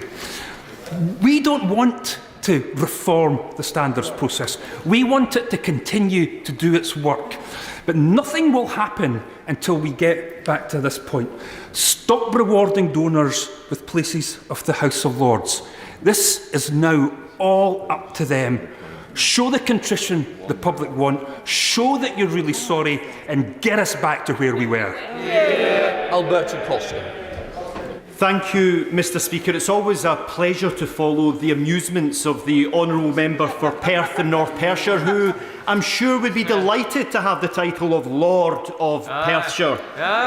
But, Mr. Speaker, I would like to congratulate the honourable member for North East Fife for securing this debate. I work with the honourable member in the Scottish Affairs Committee, and I have a great deal of respect for her. Mr. Speaker, I'm one of the longest serving members of Parliament on the Committee on Standards. And probably very few members know that, because I very rarely raise any issue in this chamber when it comes to standards matters. But what I do is I frequently raise my concerns with the chairman of the Standards Committee. And the chairman, who will be speaking very shortly, will no doubt inform this House that I have consistently, regularly, on every opportunity and indeed at every committee meeting, made my deep concerns known about the process by which the Standards Committee operates. And I would like to share with colleagues across the House, as the only lawyer member of that committee until very recently, where the problems lie. There are two principal issues at fault, both caused by the House of Commons and its standing orders. One, the Committee on Standards' principal duty, as outlined at Standing Order 149, is to oversee the work of the Parliamentary Commissioner. That's my primary duty as a member of that committee. But along a few pages at Standing Order 150, one of the principal duties of the Commissioner is to advise the committee. So we have this odd position, Mr. Speaker, where the Commissioner of Standards, acting with the utmost integrity, presents her findings to the committee. We listen to her findings. We then invite members to give their submissions. And then at the end, during the deliberations, we have the Commissioner back in without the MP who's been complained of in the room. And the Commissioner is put in this unenviable, conflicting role because of us. And she attends that committee as the principal advisor to the committee. So there am I, sitting in the committee, having heard her submissions, having then heard the other side, the MP's submissions, only to have the Commissioner back in the room, ready and willing to answer, wearing that second hat that we have given her. That's putting the Commissioner in an unfair position. And that is where I've long argued there is the potential for a breach of natural justice. Now let me go further. The Leader of the Opposition said that many of our constituents would be envious if they had or didn't have the process that we have in adjudicating complaints. But let me say this very clearly. The committee that we have is a committee of 14 people, 7 excellent lay people, again of the utmost integrity, and 7 MPs that I would also like to say are of the utmost integrity. But none of us, me included, have any judicial experience. None. And I cannot think of any private body or any public body that adjudicates or regulates or disciplines its members that has a committee of 14 people. In the real world where I used to advise as a lawyer, not just now, in the real world where I used to advise as a lawyer, it is common for the HR process to have a panel of 3. And it's so common that this House only last year approved setting up the independent experts panel, where all bullying claims and sexual harassment claims against any of us are not adjudicated by me and my 13 colleagues on the Committee on Standards. They're adjudicated by former High Court judges and others of the highest legal experience. Guess what? In a panel of 3, not a panel of 14, a panel of 3. And Sir Stephen Irwin, who set up on our behalf the IEP, has created, as one would expect a judge to create, a very simple set of appeal rules. So members who come before that sub-panel and who feel that they've not been treated in a manner that they think is in accordance with natural justice, if they have a ground, Sir Stephen has set up an appeal to a further body of 3, a body that he chairs. Why, Mr. Speaker, is it good enough for bullying claims against MPs, sexual harassment claims against MPs, but not claims of paid consultancies against MPs? It is inconsistent, Mr. Speaker, that we have this split system of adjudicating on MPs. And I'll take the honourable member first. I'm extremely grateful. Is it that novel a concept to be judged by a jury of your peers, or by 7 lay people for that matter? Mr. Speaker, I tell you what is most certainly not novel. In any normal court of law, whether it's civil or criminal, if you've got 2 parties, imagine the case, Mr. Speaker, if you have 2 parties, a claimant and a respondent, and at the end of the trial, the judge and the jury invite one of those parties into the room to deliberate with them. That is the system that we currently have, and it's caused by us, by allowing this conflicting role, this unenviable role for the Commissioner, where she is the investigator, the presenter of the case to the committee, and then comes in wearing a second hat as advisor. It's unfair on her, and we need to change this system. I'm most grateful for our honourable friend who's making a very compelling case and wrote an excellent article in the Times today. Could my honourable friend let me know whether at any stage in this inquiry he expressed his view to the chairman of the Committee on Standards that he believed that the procedure being followed in the committee failed the test of natural justice? And if he did, what was the response of the chairman? Yes, Mr. Speaker. I consistently argue with the honourable gentleman across these benches that the system that we currently have must be improved. And I'll go further, Mr. Speaker. On one occasion earlier this year, I used a phrase in one of the committee meetings. I said that the way with which we were dealing with this, the process, not the integrity of any of the parties involved, the process was, in my opinion, repugnant to the principles of natural justice. Repugnant to the principles of natural justice. Mr. Speaker, I later received a call from the honourable gentleman explaining to me that members of that committee were uncomfortable with the comments that I had made. Well, I want to say again to the House, it is imperative that for the interests of all our constituents... It's a point of order, was it, Mr. Graham? Thank you, Mr. Speaker. Is it in order for a member of any select committee to make a lengthy public statement about proceedings of that committee which have been conducted entirely in private? I seek your guidance, Mr. Speaker. I'm listening to your member because what I want to do is follow up with the chair of the select committee, who will also, I'm quite sure, inform the House of his views of what's gone on. Alberto Costa. Thank you, Mr. Speaker. The reason I'm saying this, and I understand why the honourable member has made that comment, is that I have tried my very best over almost 2 years to consistently raise problems with the process that we have in this system, not with any individual case, with the process that we have. And it's the process that needs to change. And I'd like to move on to that because other members want to speak. Mr. Speaker, I believe that there is an important role for the Committee on Standards, in particular with its lay people. I think the Committee on Standards ought to be a committee that drafts and amends the Code of Conduct and the associated rules.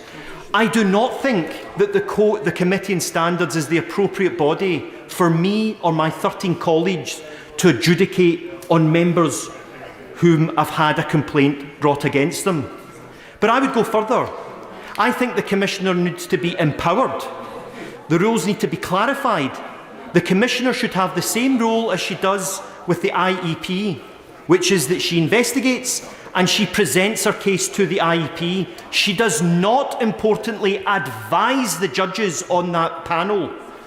And so thirdly, we need to amalgamate the IEP and bring in more former High Court judges to help us in this process, to ensure that members of the highest governing body of the United Kingdom, the House of Commons, are disciplined by people that have the requisite judicial experience when it comes to regulatory and disciplinary matters.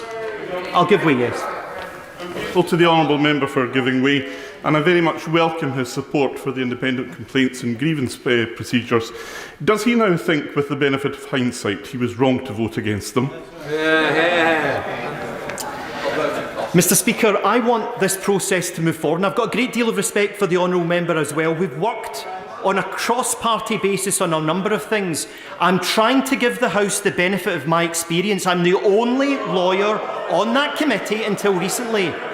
And if members want to do a disservice to their own constituents by not having a system that is adjudicated upon by the best people in our land, I think they're not just doing themselves ill service, but they are doing indeed their constituents ill service.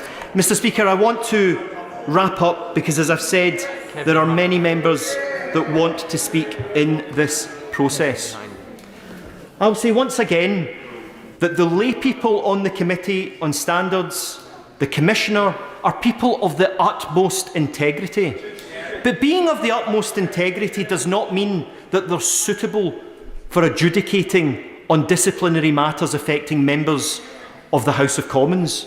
So, Mr Speaker, I invite you to assist this House in coming together and moving towards the process that we rightly adopted for the IEP, amalgamating that, having a panel of very senior people with judicial experience. So never again can we have a situation that we did last week, where a member felt that he didn't receive the proper system that he felt he ought to have been entitled to. I stand by the comments I made in the report. My name was on that report, but I look forward to coming back to this House with a draft of amended Code of Conduct and a new process. And I look forward to hearing finally the Chairman of the Standards of Committee confirm to this House that he and I have almost at every committee meeting listened to my concerns about process. Thank you, Mr Speaker. I'm now going to come to the Chair of the Committee, Chair of Standards, Chris Bryant. Thank you very much, Mr Speaker. And first of all, I want to congratulate the Honourable Member for North East Fife on securing this debate. Secondly, I want to thank all the members of the Standards Committee. As you can tell, or as the House can tell, that we don't always agree on everything in the Standards Committee. The Honourable Member is absolutely right. He has quite often raised process issues. I think he would also confirm that quite often the legal advice that is provided to the committee by the House has disagreed with him very, very strongly. There are very, very legitimate, if I might, there are very legitimate issues that we do have to address. That is why we are engaged in a Code of Conduct review. And I take the points that he makes very seriously. I've spoken to him many times on the phone, as he's already referred to. He was sounding a bit angrier in the debate just now than I think he really means towards me. But I am grateful to everybody on the committee. Let me start with a very simple point. I don't think we do ourselves any favours if we say that voters don't care about standards in public life. Yeah. I don't know whether they do or they don't. I suspect they do, actually, but I don't know for certain, and the opinion polls vary on this.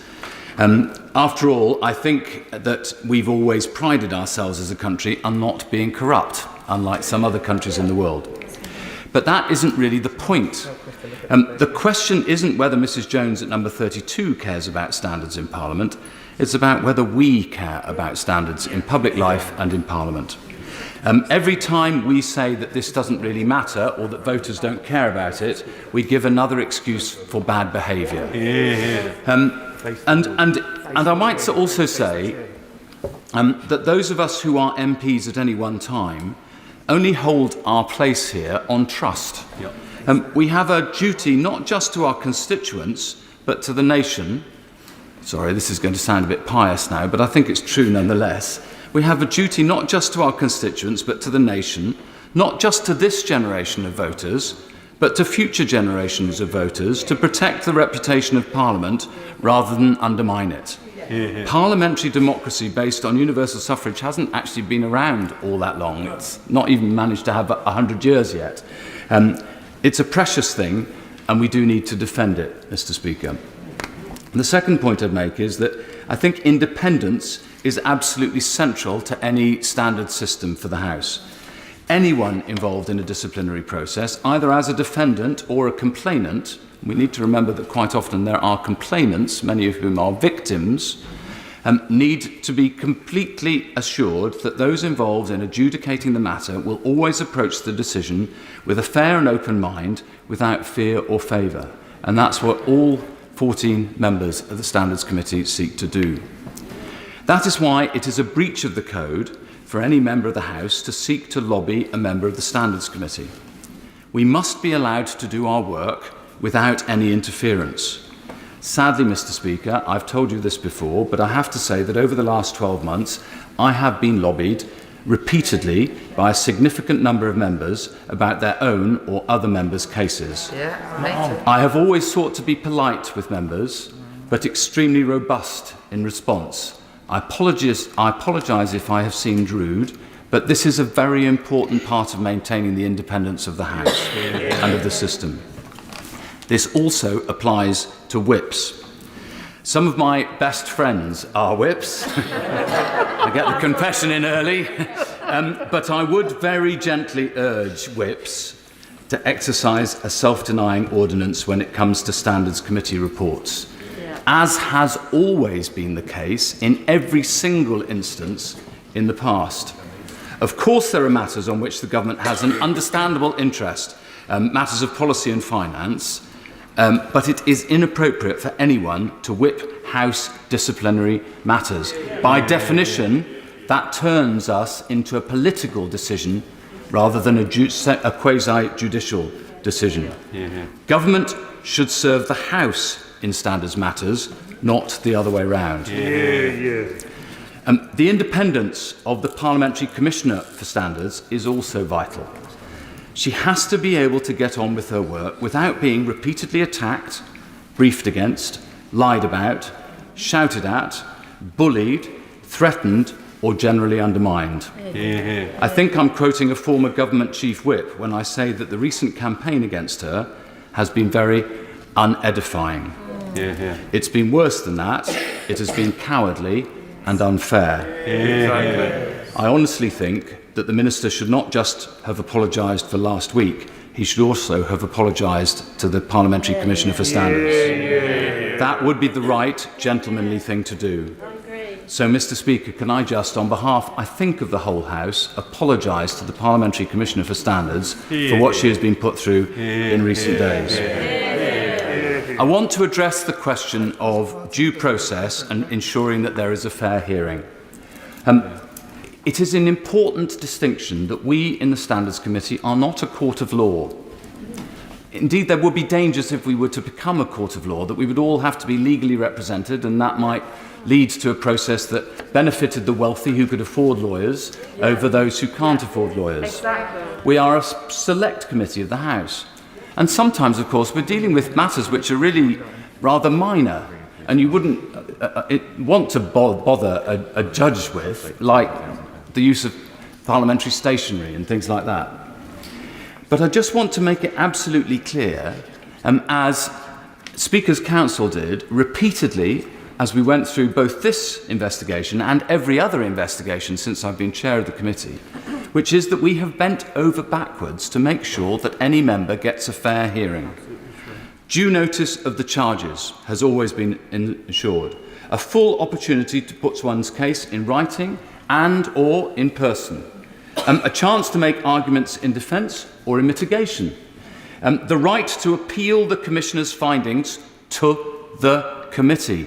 There is a right of appeal It's an appeal to the committee. Absolutely. And every single lawyer that I've seen comment on our process, who's read the report, has said that it was an entirely fair one. And of course, we've taken legal advice throughout. Let me just quote from one. Well, I will give way, but if I'm just before I give way to him, I know he made a speech last week, and he's repeated this point today about the additional measures that are available in the standing orders to us. He should understand that those panels are only there where there are disputed facts. In this case, there were no disputed facts. No disputed facts at all. So the point I suspect he's about to make is completely OTOs. First of all, I would refer the honourable gentleman to the Appendix 2 set out before the committee by Mr Patterson. But could I just make this point very simply? When the committee in 2003, which was composed only of 3 Conservatives, 6 Labour and 2 Liberal Democrats, decided on the investigatory panel, this is what was said. The proposal for an investigatory panel, which is for serious contested cases, which this clearly is expected to arise only infrequently, and it has to meet the following criteria. Proof of the complaint will be likely to lead to the imposition of a serious penalty on the member, and there appeared to be significant contested issues of fact which would not be properly decided unless the member was given the opportunity to call witnesses and or cross-examine witnesses supporting the complaint. The honourable gentleman obviously doesn't agree with me on that, but the facts speak for themselves. There is a seriously contested facts, and they are disputed. I'd make 2 points. The first is, he basically just agreed with me wholeheartedly, because the whole point of these panels is that they are only there where there are disputed facts. There were no disputed facts. And the second point where I would wholeheartedly agree with him is that the facts speak for themselves. They certainly did in this case. Mr. Patterson at no stage denied that he had engaged in the various different meetings with government ministers and with officials. So I'm afraid that his argument falls on both counts. Let me just read, Mr. Speaker, the words of Thomas de la Mare, who's a highly respected lawyer at Blackstone Chambers, who reviewed, not for the committee, but he reviewed it and he's published this himself. If the decision maker has had the 17 witness statements, read them, and rightly found them to be irrelevant, there is no conceivable breach of natural justice in not calling them in. Exactly. The idea that this pretty exhaustively conducted 2-stage case of inquiry by the Commissioner and then full review by the committee evinces a broken system or justifies the egregious step of changing the rules mid-game is absurd. All in all, the committee decision looks pretty bomb-proof, balanced, fair once you understand how relevance of material works, carefully reasoned and probably carefully lawyered, and the very appeal/review of the Commissioner Owen Patterson wanted. Given this, what has happened next is tawdry. So what next? Because in the end, the Standards Committee there only exists to serve the House and to try and protect the reputation of the House. First of all, we are already reviewing the Code of Conduct. There are perfectly legitimate arguments to be made about how we should change various different elements. We are now regulated by so many different bodies, sometimes it's difficult for honourable members and right honourable members to understand exactly what the rules are that affect them. I hate the idea that an honourable or right honourable member will be tripped up by a rule that they simply didn't understand through some inadvertent action. So I do want to make sure that we have greater clarity in the way that the whole of our Code of Conduct and the guide to the rules is available to members. I also think that there are perfectly... yes, all right, of course. The honourable member speaks with the customary eloquence and he knows how much his speech was impactful last week. Are there specific issues that he would like to see improved with this process, or does he think the current process as is fundamentally sound? Well, I think we gave Owen Patterson a very fair hearing. I think it's very difficult, in all honesty, to argue that we didn't. And I've racked myself, I've racked my brain as to measures that we might have taken. I am, however, only chair of the committee, and I want to allow the committee to come to a view on reforms that we might suggest, though I have suggested a few things that I personally would like to see in the newspapers in the last few days. The important point is, first of all, we are reviewing the Code of Conduct, as we are required to do in every Parliament. We didn't manage to do it in the 2015 Parliament or the 2017 Parliament, because we kept on having general elections. So it'd be great if we didn't have a general election for a while, so that we could just finish our code. But it's worth saying that we published the terms of reference for our Code of Conduct review on the 22nd of September 2020, and we've been engaged in that since then. We took evidence from the Leader of the House earlier on this year. There is argument for reform of some of the... but there is an argument for improvements to some of the process. And as the member for South Leicestershire knows, I personally favour clarifying what we do about appeal. I think there is an appeal at the moment, that the member can make an appeal to the committee on any basis whatsoever. Whereas obviously if we were to have, instead of a de facto appeal process, a de jure appeal, then you would have to have a set of criteria against which you could appeal. And that might actually restrict members' rights of appeal rather than enhance them. So there's a difficulty that we've got to deal with there. There is an issue about whether a member should be able to appeal the sanction rather than the findings. And I'm quite happy to listen to what the committee eventually decides, and then I'm sure that the House will want to do as well. He wasn't here at the beginning. I think the honourable member's only recently come in, but if he's been here, then I'm happy to listen to him. Just been outside the bar, but the honourable member's making the point about sanction. And if it might be helpful, I'm interested to hear that there is a new Code of Conduct in progress. Would he appreciate, putting this case aside, that there is a world of difference between a sanction of 9 days and a sanction of 11 days, for obvious reasons? Therein might be the reason for an appeal because of the changes and the outcomes that could flow from it, which I think have been ably put forward by my friend from South Leicestershire.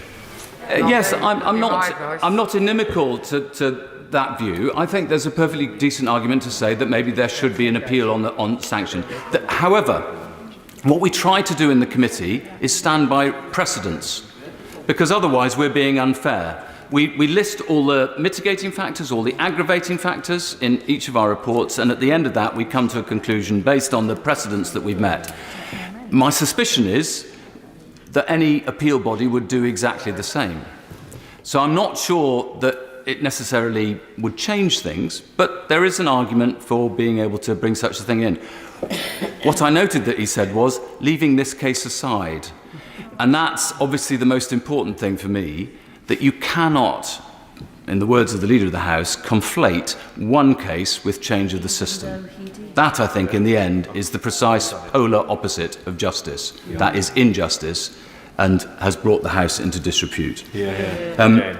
I've only got a couple more points to make, Mr. Speaker. The first is... well, I like him, so yes, I will. Well, I'm very grateful, and the honourable member, as usual, is speaking with great eloquence on this subject. Can I suggest to him, though, that the reform is a natural evolving process? Of course it is. No system is perfect.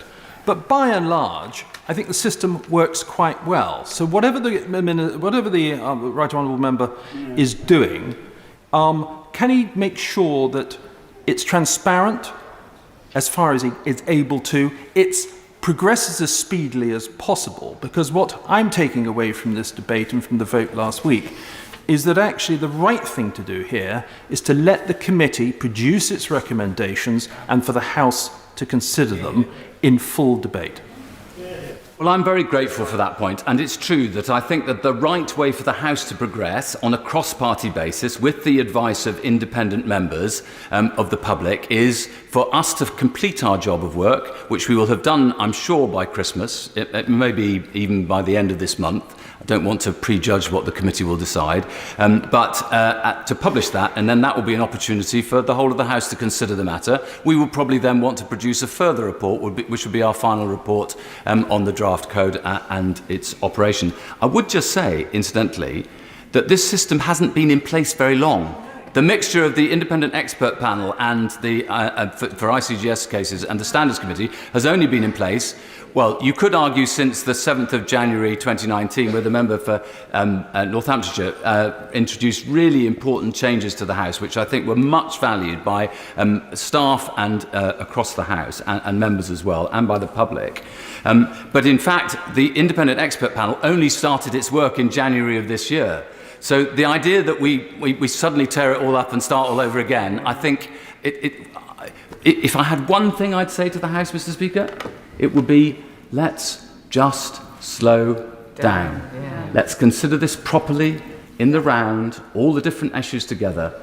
But we do still need to tidy up what happened last week. Yes. Yes. I can see lots of honourable members on the other side of the House agreeing with this, and I would just very gently say to the ministerial team here, there is an opportunity tomorrow if we wanted to. We have two issues which are outstanding. One is the creation of the committee, which the honourable member doesn't want to serve on, even though he's meant to be the chair. And I hope he's better from his COVID. I certainly do hope he's better from his COVID. And secondly, unfortunately, of course we all accept that Mr. Patterson has left the House. He's no longer a member. We can't impose a sanction on him, as you yourself said earlier, Mr. Speaker. But, unfortunately, the House took a view on the report last week, which was basically to suspend it in mid-air. So the motion I would suggest would be a very simple one that we could consider tomorrow, and I think it will be in all of our interests, the whole of the House, to get this sorted tomorrow, that notwithstanding the practice of this House relating to questions already decided in the same session, this House, 1, rescinds the resolution and order of the 3rd of November 2021 relating to the third report of the Committee on Standards, HC 797, and the appointment of a new Select Committee. 2, approves the third report of the Committee on Standards. 3, notes that Mr. Owen Patterson has been disqualified as a member of this House. I think that would actually be in the best interests of the whole of the House, and then we can move forward. Very good point. One final point, Mr. Speaker. We really struggled to create the ICGS and the Independent Expert Panel. The Right Honourable Lady did a magnificent piece of work in trying to get cross-party support for all of that. We promised that the standards system would be independent, that it would be independent, because that was the guarantor to the staff who felt that they'd been bullied or sexually harassed. We cannot do anything that undermines that. Independence, fairness and justice should not just be the bywords of the Standards Committee, but of the whole of the House. Thank you very much, Mr. Speaker. It's a pleasure to follow the chair of the Select Committee, and I congratulate the member for North East Fife for securing this debate.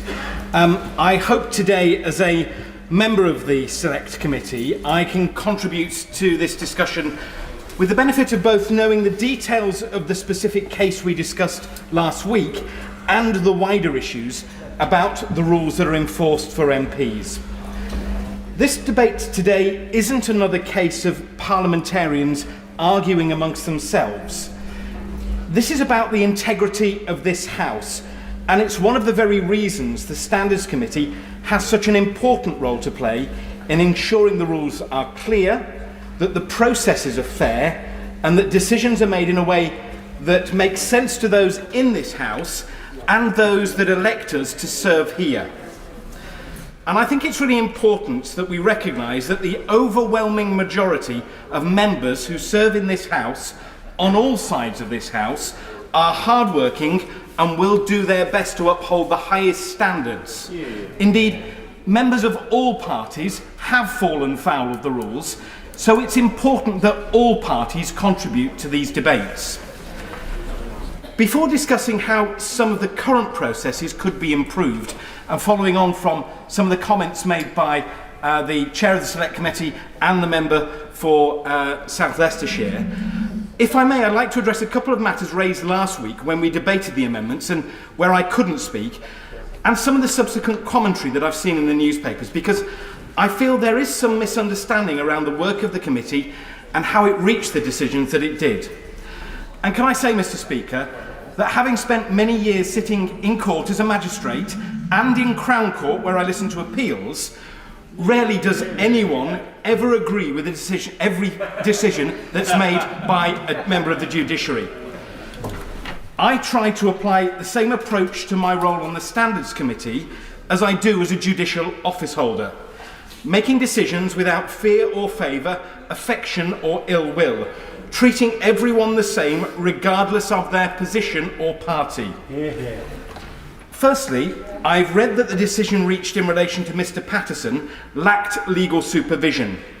Well, I can tell honourable and right honourable members that all through the hearings and when committee members were discussing the specific case, Speaker's Counsel was present and gave legal advice on a number of matters, including the application of the human rights legislation. Some members have commented that witnesses weren't called to provide testimony. As members will know, 17 witness statements were provided by Mr. Patterson. I read them all, as I believe every member of the committee did. And indeed, the committee discussed numerous aspects included within them. However, I don't believe the committee would have gained any additional insight from hearing directly from those witnesses. And I don't believe the committee would have reached a different decision. Would the honourable gentleman be kind enough to give way on that point? I will very briefly.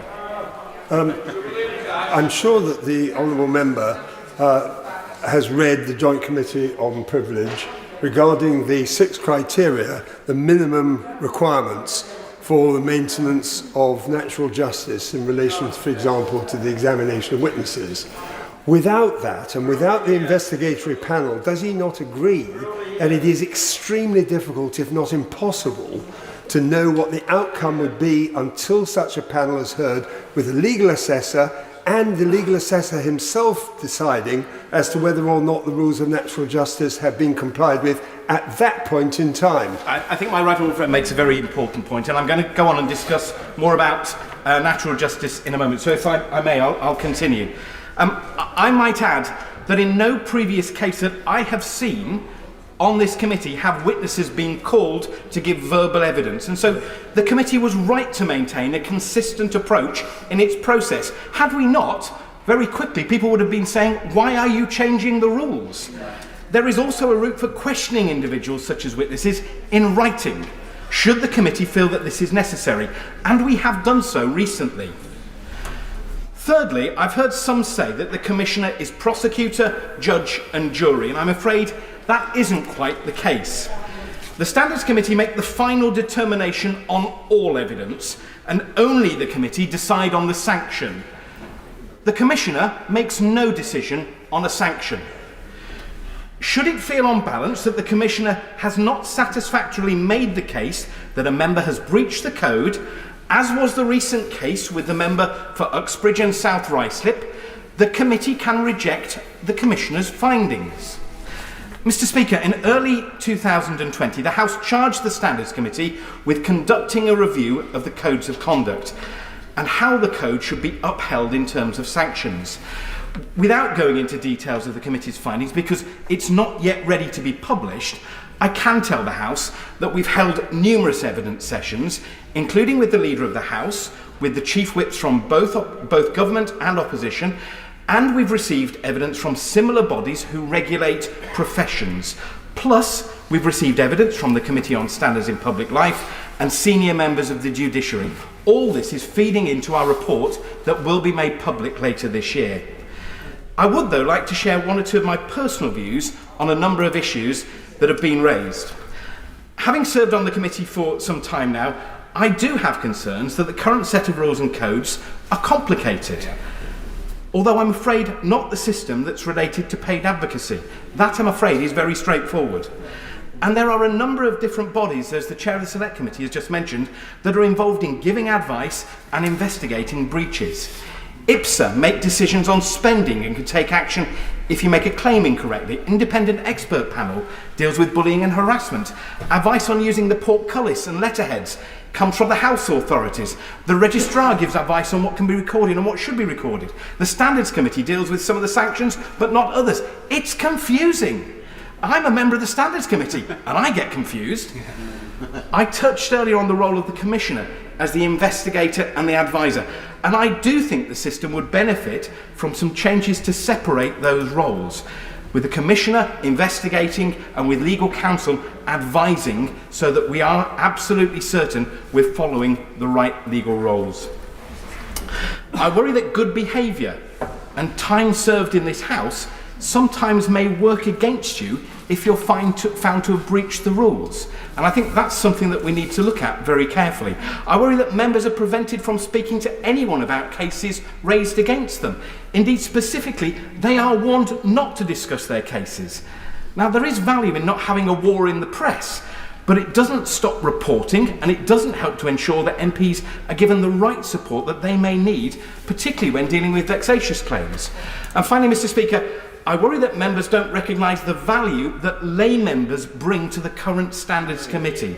Those 7 individuals provide a vital check on the current Standards Committee. The mix of both elected and lay members with no political involvement ensures very robust challenge. The current mix of members bring genuine expertise, and I welcome their involvement and input. I do believe there is a need to look at the process of appeals, to check the process has been followed, that a member has had a fair hearing. And that could be achieved within the current standard systems with some small changes to standing orders. I will give way. Mr. Speaker, I do thank the honourable gentleman for giving way. He's making a most interesting contribution to this debate. His point about the involvement of the laity seems to me, as a former justice peace, to be very, very important. When it comes to the workings of the justices, the fact the general public see an ordinary person like them involved gives them more faith in the judicial process. However, if we go down the wrong road, where the committee he serves on does not protect the reputation of the members, then the faith of the public in those members decreases, the turnout in elections drops because they say it's simply not worth it, and that is bad for democracy. The honourable member for his point, and I absolutely agree. This is about the integrity of this House and preserving democracy. It is really, really important. To conclude, Mr. Speaker, as members of Parliament, we are expected to uphold the values, the principles and the rules of the Code of Conduct that we all sign up to and that we should all act on in accordance with the public trust placed in us. There will be times when it's right to make changes to the Code and to update the standing orders. We should do this as one House, once we've considered all the options, to ensure that we protect the democracy and the reputation of all that serve in this House. Can I just suggest the House, there's quite a lot of members who do wish to get in, and we've got an hour and 7 minutes. Jess Phillips is going to set the great example. Thank you, Mr. Speaker, and I shall start with an apology to you. As I have already mentioned this to you, I have to leave straight after my comments because I am due in Westminster Hall to talk about people spiking drinks, which I'm sure is something that concerns the whole House. And after I say that apology, I am aware that this might sound slightly backward, but I say to my children when they apologise that sorry is just a word, and changing your behaviour is the way that you prove that you are sorry. I ask my children not to say sorry to me very often, although they are called on to do it quite a lot. I wish to see changed behaviour. It was an absolute pleasure, actually, to follow the member from Warrington, not a member I've had much interaction with, but I can see he's going to be an interesting and independent voice on the issue of standards in this House. And normally he might not recognise some of the fanfare that we've had, because normally there's only about 10 or 15 people in the debates about how we're going to look at the Code of Conduct. But this one seems to have piqued considerably more interest. The I think that there are changes that need to be made. I don't think that the system is perfect by any stretch of the imagination. The interesting thing about the appeal and the honourable member's insistence about the ICGS and how that works is I hope that members are aware that that means that both parties can appeal a decision. So if that system were to be in place and it went in the way of a member on one of these occasions, that does mean that the complainant, who may very well be vexatious, can keep on appealing that. And so it's not a perfect system, one that necessarily has the ICGS system, absolutely. Thank you, Mr. I'm grateful for the Honourable Lady giving way. The point is that the former members of the judiciary, Sir Stephen Irwin, has created a set of appeal rules that are very clear in outlining when a complainant or an MP can appeal from the sub-panel to his own panel. And they're broadly the same grounds that we might use in judicial review, where the matter has either been dealt with improperly or unlawfully, or it's manifestly unreasonable. So I'm grateful to the Honourable Lady. I thank the honourable gentleman. I'm delighted to hear him defending judicial review. I absolutely love a bit of judicial review. I've taken the government to court on a number of occasions. For example, when they sort of stopped victims of domestic violence being able to move across councils, I was always welcome to judicial review. I very much welcome the considerable efforts that people here are now going to go on as they're advocating for themselves to advocate for the kind of people in my constituency who have no legal representation in any of the, whether that's as domestic violence victims in family court, whether that's with their employment tribunals. I'm also interested to hear that members really want us to have employment rights in this place, because I remember when disabled members in this building were saying that it would be against the Equality Act for them to come in during COVID. We were told the Equality Act doesn't apply to us because we are not employees. So it's an interesting turn of events that we've been having in the last few days. And what I deeply care about the standards in this building, not because I'm actually that interested in standing orders to some of the honourable gentlemen here. I know that they love them. But I'm not all that bothered by the bogging down of the numbers and this and that. I am interested in politics mattering to people in this country and for them feeling like they can change it. And if I could thank the ministers on the Treasury benches for anything, the people in our country felt this week like they could change something they didn't, like when the government had to undo its deeply unpopular decision.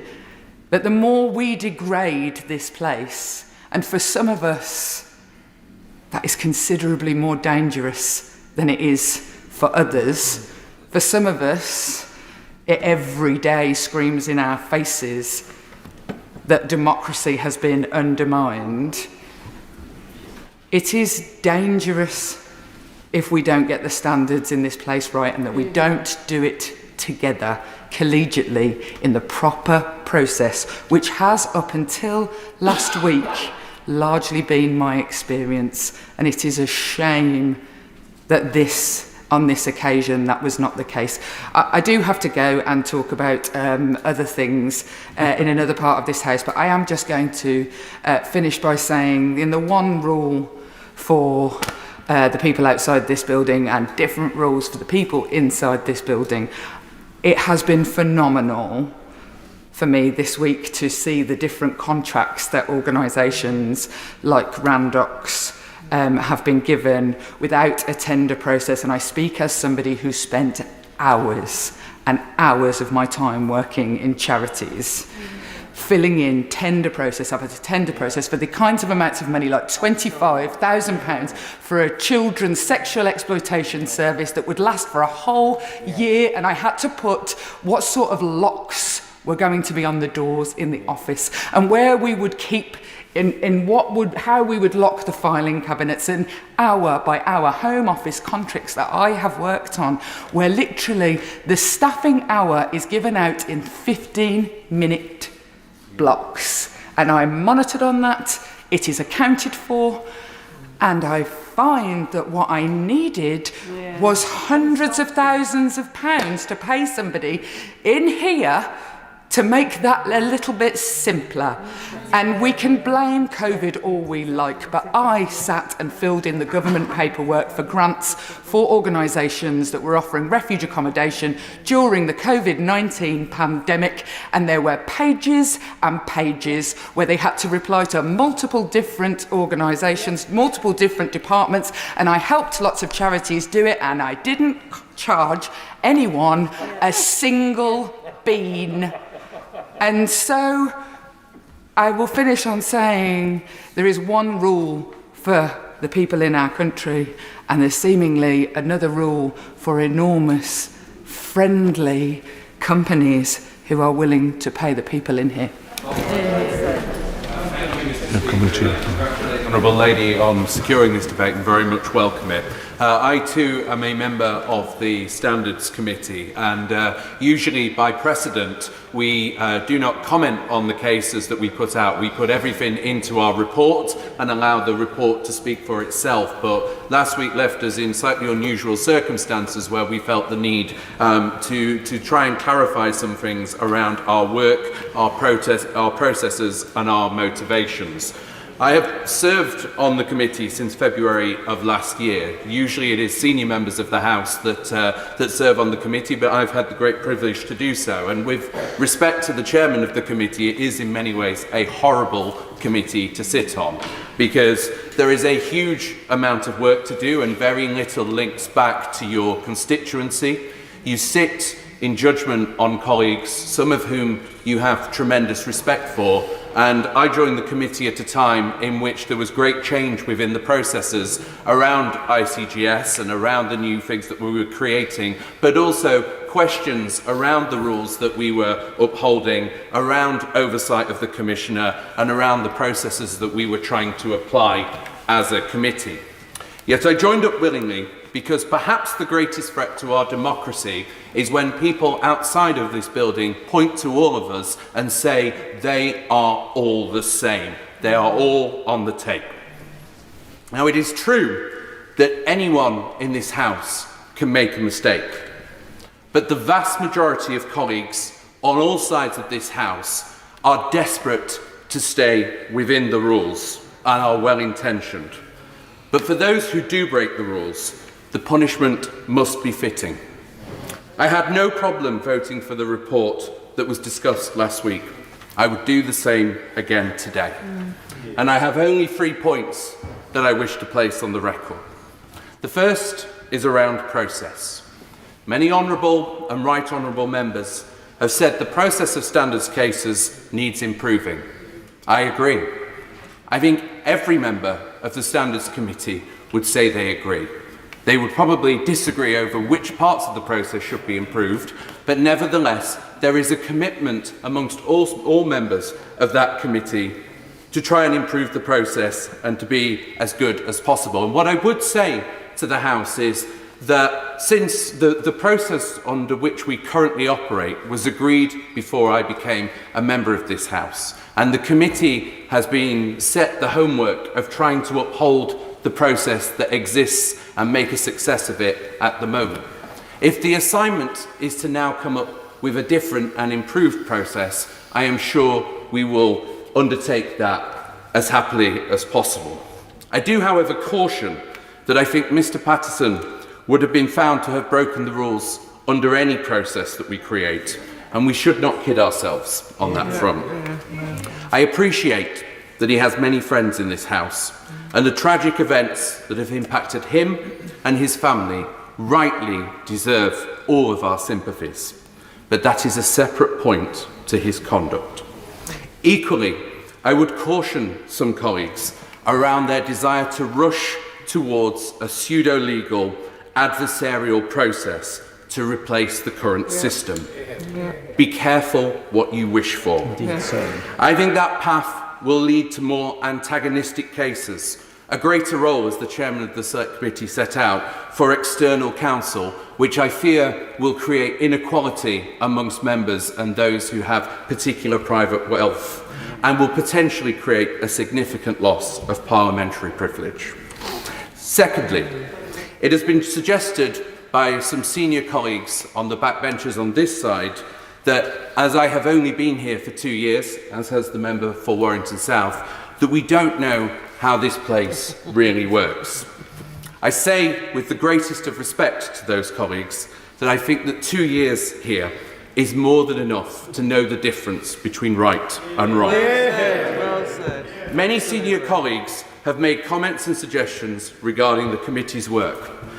If any of those colleagues wish to replace me on the committee tomorrow, I will happily step down.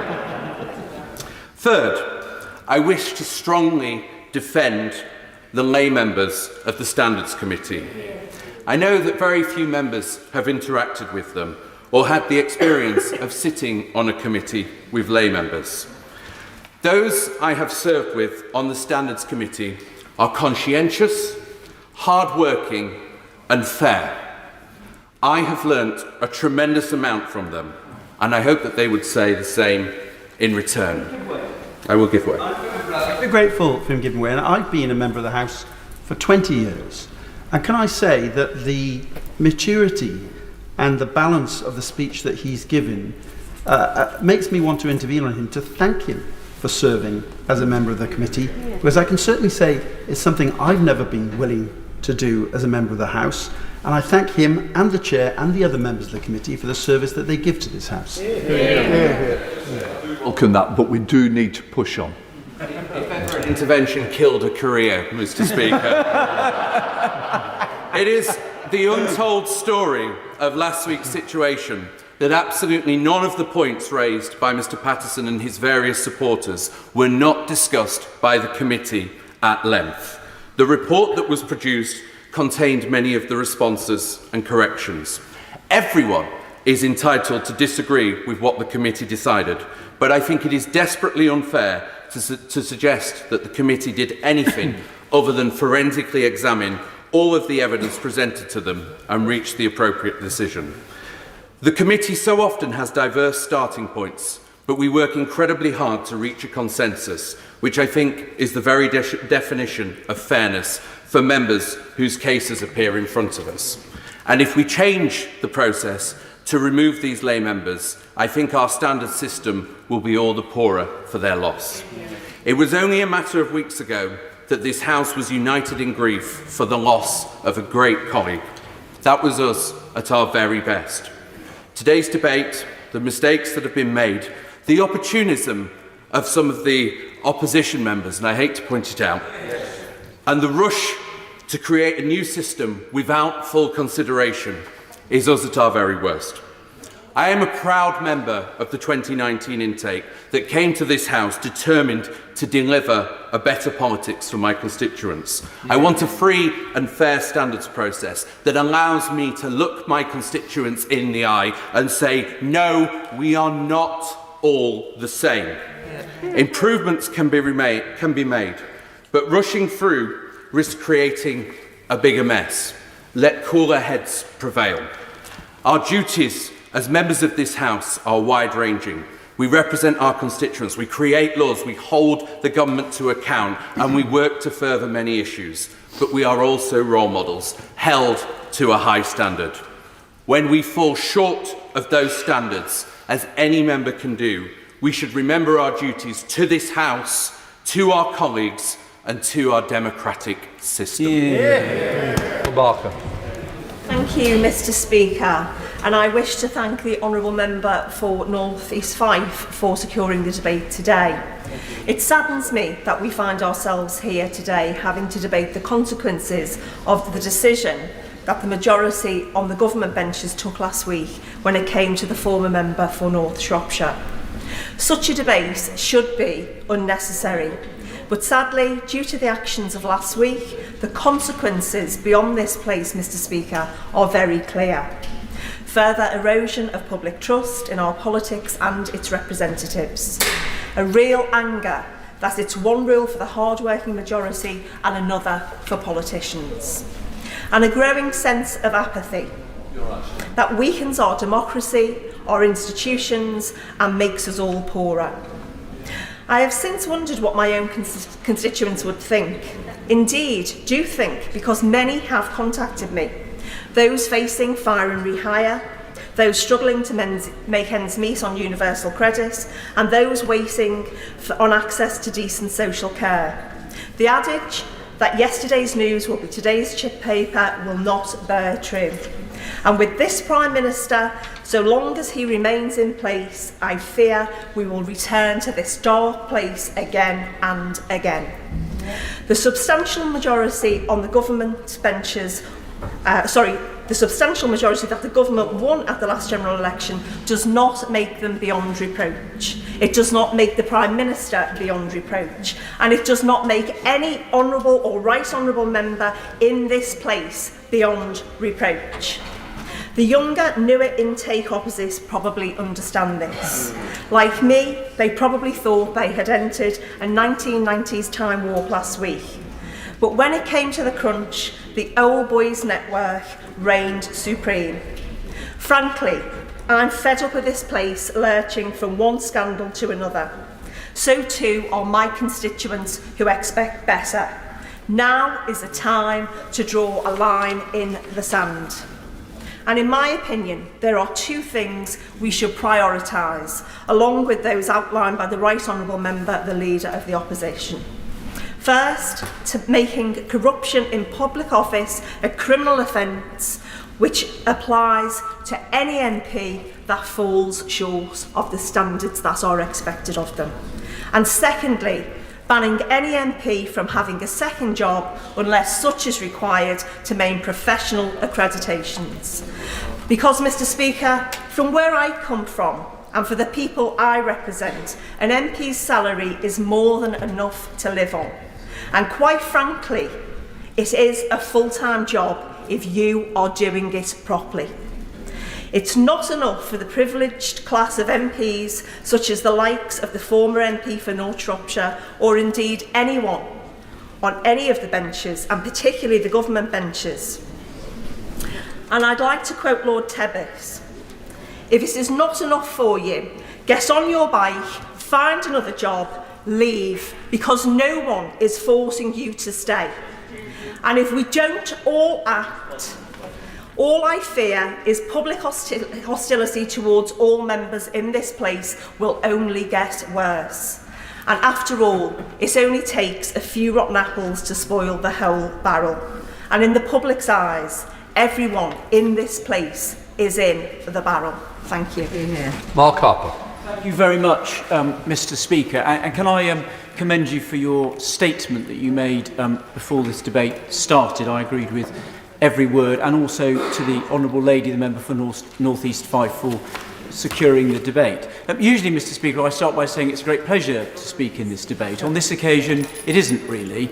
I regret that we're here today, and I think that's most unfortunate. Let me say just a brief word about the specific case of Mr. Owen Patterson. I read the Standards Committee report in full. I listened to the chairman of the committee last week. I think the report was clear and unambiguous, and I fully support what he said. I hope that the Treasury bench can resolve the matter in the way that he set out tomorrow. I think that would be helpful both for the reputation of the House, but I think also for Mr. Patterson to put this matter to bed rather than it remaining an issue of continuing controversy. I also note in the press discussion a speculation about a peerage for Mr. Patterson. I hope ministers can rule that out. I think that would be a mistake and most regrettable. On the process, can I commend the members of the committee that have spoken? I thought they spoke very well, and also, Mr. Speaker, a lay member of the committee, I think Tammy Banks, did an interview at the weekend in some detail, which I think, if it was listened to by members of the public, would have reassured them that there is a robust and independent process to hold members of this House to a high standard. And I thank both the Commissioner, the committee, both the members of the House who are members of the committee, but also the lay members for the work they do, generally unthanked and unappreciated, but that I think is very important. Personally, Mr. Speaker, I think the process that the committee follows is pretty fair. I'm sure there are improvements. I look forward to the committee's investigation into the Code of Conduct and any suggestions that it may have, and I hope they can be taken forward in a cross-party way. Mr. Speaker, as a former government chief whip, I may be permitted, I hope, a couple of points about whipping. The decision we took last week was on a house matter, and in my view, house business should be not whipped, and it should be a free vote. I made that position clear privately, and it's the way I conducted myself in the vote last week. So I voted against the amendment because I thought it was important to uphold the standards of this House for everybody in it. The second thing I'd say on whipping is that politics, Mr. Speaker, is a team game. It's essential to work with your colleagues to deliver anything.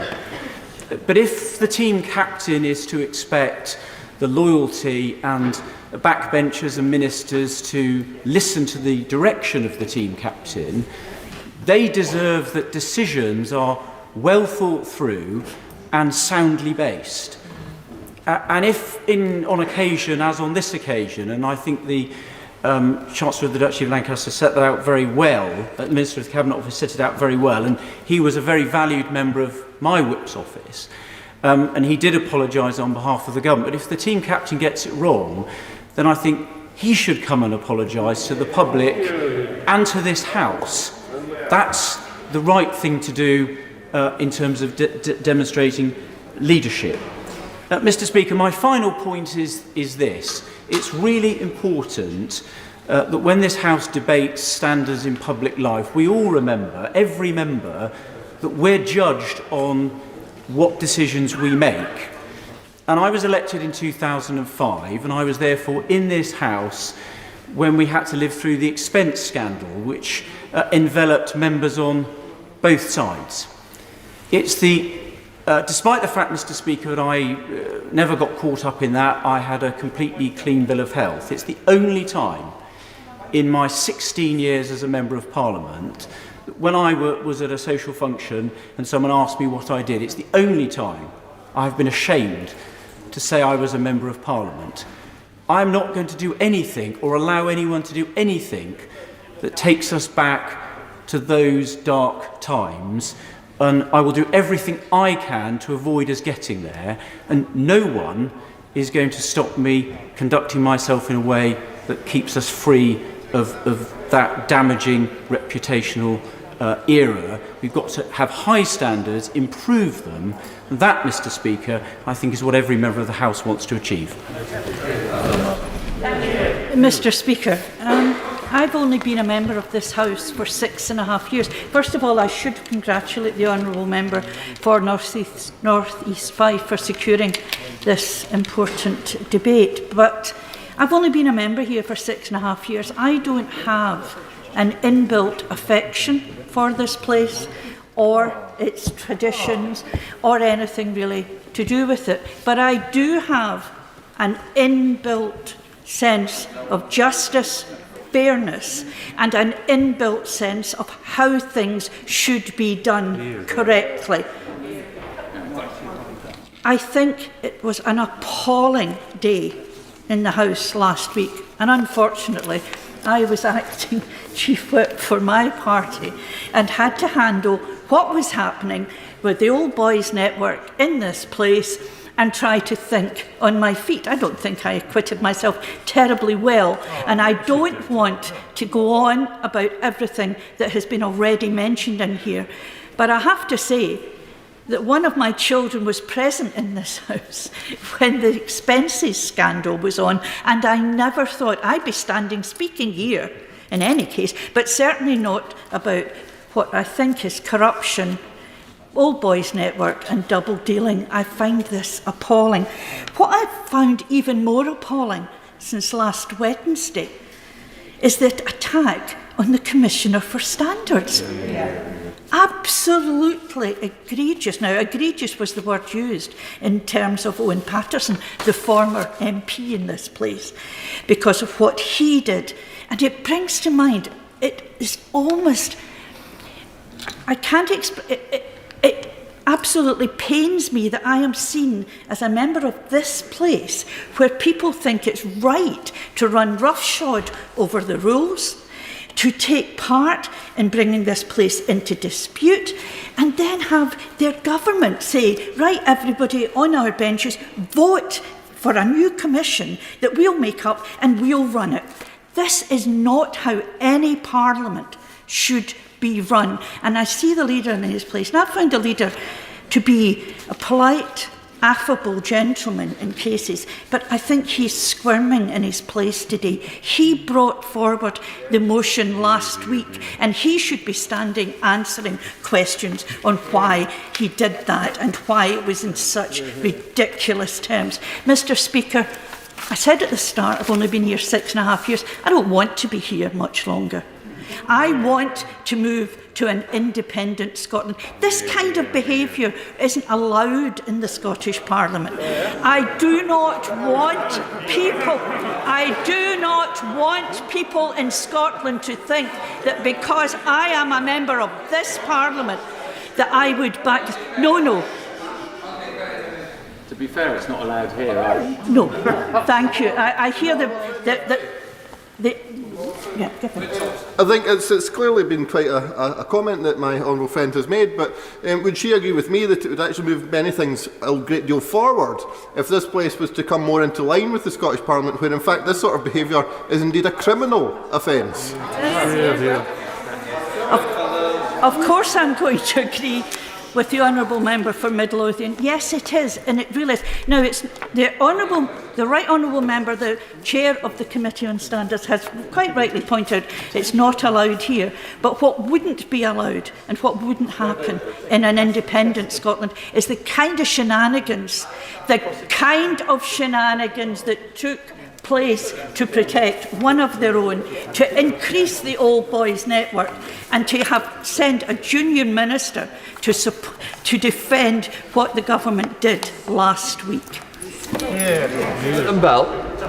Thank you, Mr. Speaker. It's a pleasure to follow the honourable lady opposite, and I congratulate the honourable member for North East 5 for securing this debate. I think it's been a necessary corrective to what happened last week. Mr. Speaker, I'd like today to talk about friendship, which is such a key part of this place. We spend so much time together here, and it would be intolerable if everything was about politics. Our friendships are vital for mutual support, for relaxation, to remind us what truly matters in life. And while we refer to those on our own sides of the chamber as our honourable friends, there are, of course, many friendships forged across the chamber, and I'll come back to that later. Loyalty to one's friends in times of great difficulty is, I think, amongst the most admirable of traits. But I fear it was an overzealous application of that principle that helped lead this House to the extremely unfortunate decision it took last Wednesday. Mr. Patterson's friends understandably wished to stand by him, to protect him, and especially given the tragedy that has struck his family. And of course, all our sympathies are still with him. But as he's no longer in this place, I don't wish to dwell too long on the findings of the Committee of Standards report, but I do share the hope that the Chair expressed that we will get our say on that report. I studied it carefully, both its conclusions and the source material, particularly Mr. Patterson's emails contained within it. And in light of the report's contents, and particularly in light of what's happened since last Wednesday, I gently wonder whether Mr. Patterson's friends took the wisest course of action when they tried to protect him. I think sometimes friendship means counselling somebody out of a fixed position rather than reinforcing them within it. There is kindness in giving friends advice that they may not want, but they do need to hear.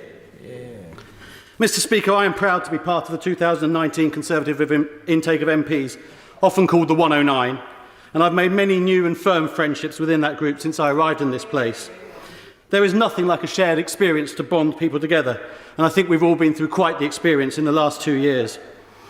I know many of my friends within that group have endured a miserable time since last Wednesday's vote. I know many wish they had chosen to vote differently and are beating themselves up about that. But I say to them that loyalty to one's party is also an admirable trait. This place, indeed our entire political system, couldn't function without that either. But the reality is that my friends should not have been put in such an invidious position. The 109 has subsequently acquired an additional member, my honourable friend, the member for Hartlepool. And I hope she won't mind me quoting a WhatsApp message she sent to our group, given that it subsequently leaked to the press. She said, This was a colossal misjudgment. It should not have been whipped. You should have been allowed to vote with your conscience on this. I couldn't agree more, and I hope the Treasury bench is listening. Let us return to the convention that House business is not whipped. And may I also praise my honourable friend for her courage in voting against the motion last Wednesday, having only been in this place for 6 months. I'm proud to call her my friend. And I'd also like to praise the two members from the 29 intake who spoke earlier, the members from Bolsover and Warrington South, who both sit on the Committee for Standards. They both gave absolutely splendid speeches. They've handled themselves with the utmost dignity and integrity in the face of some totally unacceptable briefings. And I'm proud to call them both my friends as well. Finally, I'd like to thank friends from all sides of the House who took the time to check on me last Wednesday. Breaking the whip is not a straightforward thing to do. It churns you up beforehand and it leaves you a little shell-shocked afterwards. Perhaps next time it will be easier. But Mr. Speaker, I was deeply touched by the number of members, of friends, who simply stopped to ask whether I was all right. And I see some of them here today and many more besides, and members and people outside this chamber as well. Mr. Speaker, friendship, particularly cross-party friendship, is needed more than ever in this place, particularly in light of the terrible murder of our colleague, Sir David Amess. And I recognise that cross-party trust on standards was badly broken last Wednesday, but I hope for all our sakes the damage can be repaired as soon as possible. Mr. Savile Roberts. And of course, while the catalyst for today's debate is the former MP for North Shropshire, it's not just about that, is it? It's about the relevance of ethics to how the government conducts the duty of governance. It's about cash for contracts, cash for honours, allegations of bullying by ministers being swept under the carpet, and a former Prime Minister, remember, privately texting ministers to further his own financial interests. Now, in 2007, the then Member of Parliament for Carmarthen East and Dynevor, now Leader of Plaid Cymru, Adam Price, he tabled a private member's bill to make lying in politics illegal by making it an offence knowingly to mislead the public. His proposal was made as an attempt to restore faith of what was then an age right on the cusp of fake news, fake views and fake figures. We manipulate the truth at our peril, and now more than ever those kind of radical ideas are needed. Conservative MPs made much last week of the argument that MPs should be treated like other employees. Well, I would put it to them, if a doctor willfully misleads a patient, if a company willfully misleads their customers, or if a teacher willfully misleads a pupil, there are consequences enshrined in law. Yet showing blatant disrespect to Parliament, and more importantly to our constituents, a minister can break the ministerial code, can give contracts worth billions of pounds to friends, and mislead this House without consequences. Faith in Westminster politics is at an all-time low, thanks to this government. Major reforms are needed to regain trust. We need independent oversight of the ministerial code, ban MPs from having second jobs, except for public service, which we are paid to do, force ministers to correct the record after giving misleading information in the chamber, scrap the House of Lords and replace it with an elected upper chamber. And in the meantime, Adam Price and I are also writing to the Metropolitan Police, asking them to conduct an investigation to determine whether offences have been committed by the Conservative Party under the Honours Prevention of Abuses Act of 1925. But, and I close here now, if the system cannot be reformed to stop corruption, perhaps the system is itself the problem. The Honourable Member for the Rhondda spoke very well and very fluently and very capably about the process. But at the end of a debate like this, we do tend to get drawn into a conversation amongst ourselves, and we forget how this appears to people outside.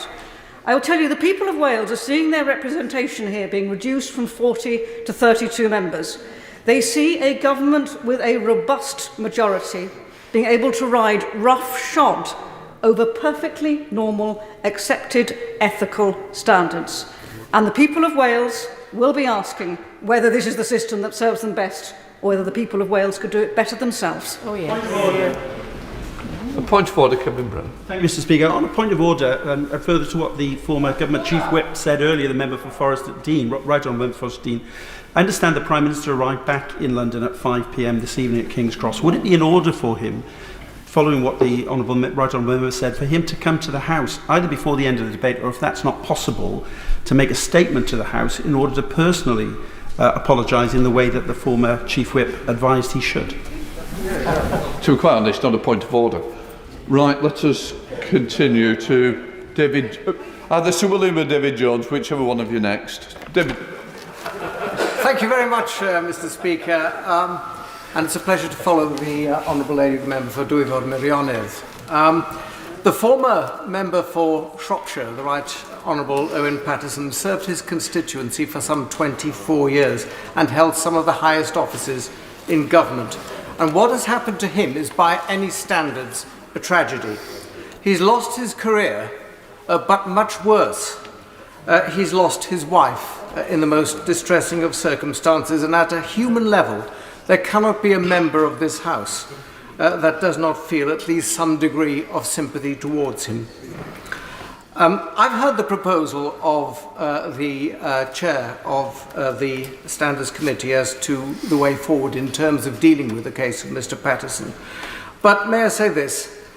In reality, the specific issue of Mr. Paterson's personal conduct is now closed as a consequence of his resignation last week. However, his case has highlighted issues that deserve the continued attention of this House. In retrospect, everyone agrees that it was wrong of the government to conflate the specific issue of Owen Paterson's conduct with the important wider issue of the regulation and enforcement of standards in this House. And I was glad to see the Chancellor for the Duchy of Lancaster issuing what I thought was a very full apology for that. But what the case has thrown into focus are questions of natural justice that are not adequately addressed in Standing Orders 149 and 150. Mr. Paterson, for example, wanted to call no fewer than 17 witnesses to give evidence in support of his case, and he was not afforded the opportunity to do so. The Honourable Member for South Leicestershire has expressed his concerns on the issue of natural justice. And for my own part, I find it hard to see how the denial of a right to call witnesses and for those witnesses to be examined and cross-examined, a right which is taken for granted in civil and criminal proceedings in this country, can be compatible with natural justice. Yes, I'll certainly that. We did hear the witnesses in writing. Their witness statements are all available online. We considered the matter, as happens in every single court in the land.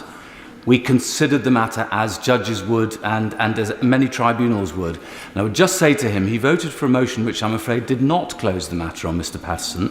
It left it completely and utterly open, deliberately so.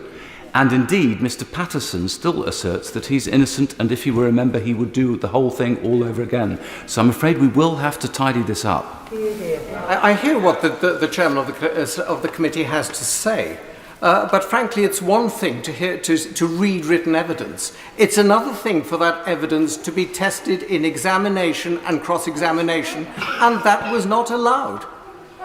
Furthermore, there is no provision for an independent appeals process under Standing Order 150.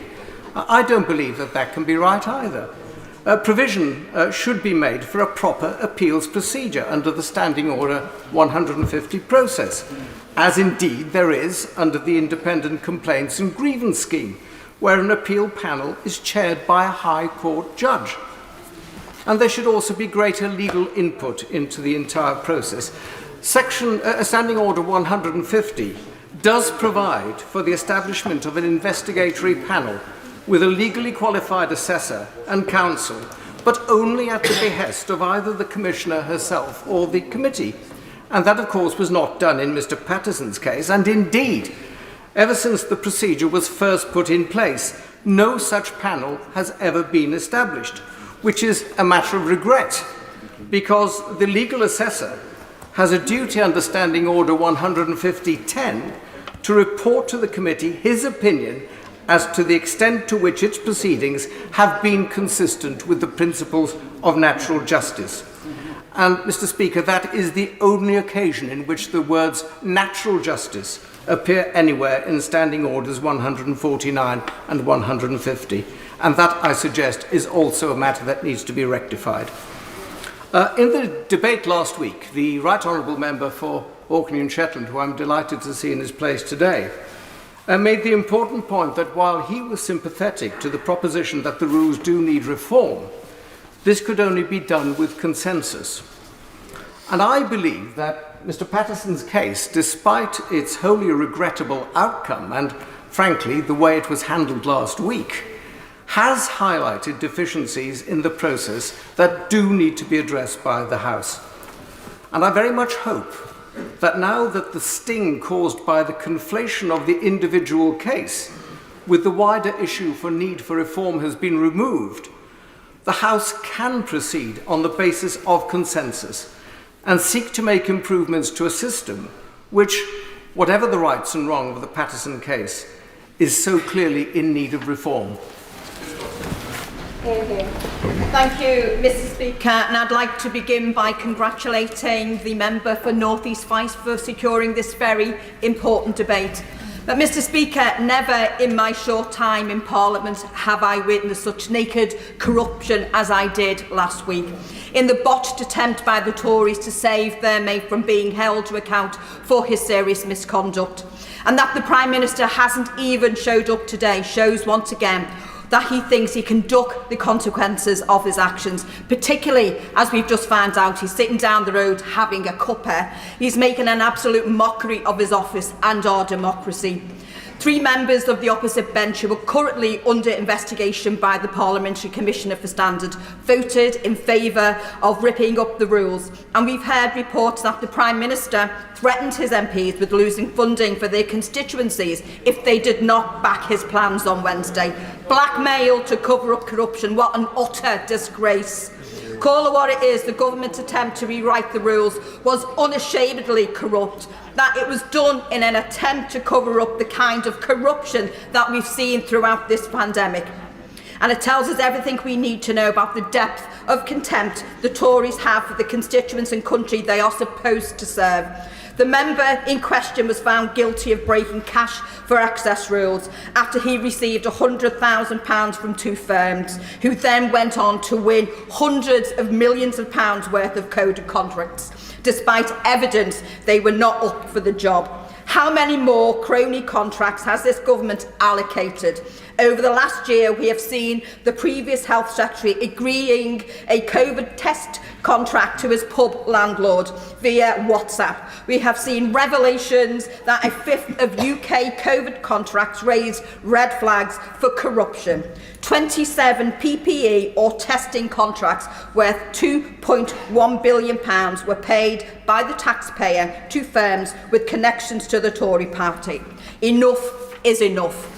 Eye-watering amounts of public money have been funnelled into the pockets of Tory donors and their rich mates under the guise of the pandemic, while our public services have been systematically defunded for over a decade. It's beyond parody that this government is trying to reposition itself as the party of public services when this is the reality. And we need a full and transparent investigation into how these crony contracts were awarded and their outcomes.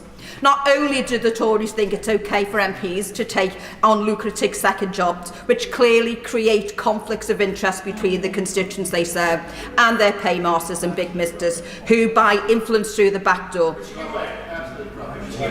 No, thank you, I won't give way, I'm going to carry on. They clearly think it's okay to give a green light to cash for access, a practice that places the interests of MPs squarely with those of the highest bidder, obliterating their obligations towards those they were elected to serve.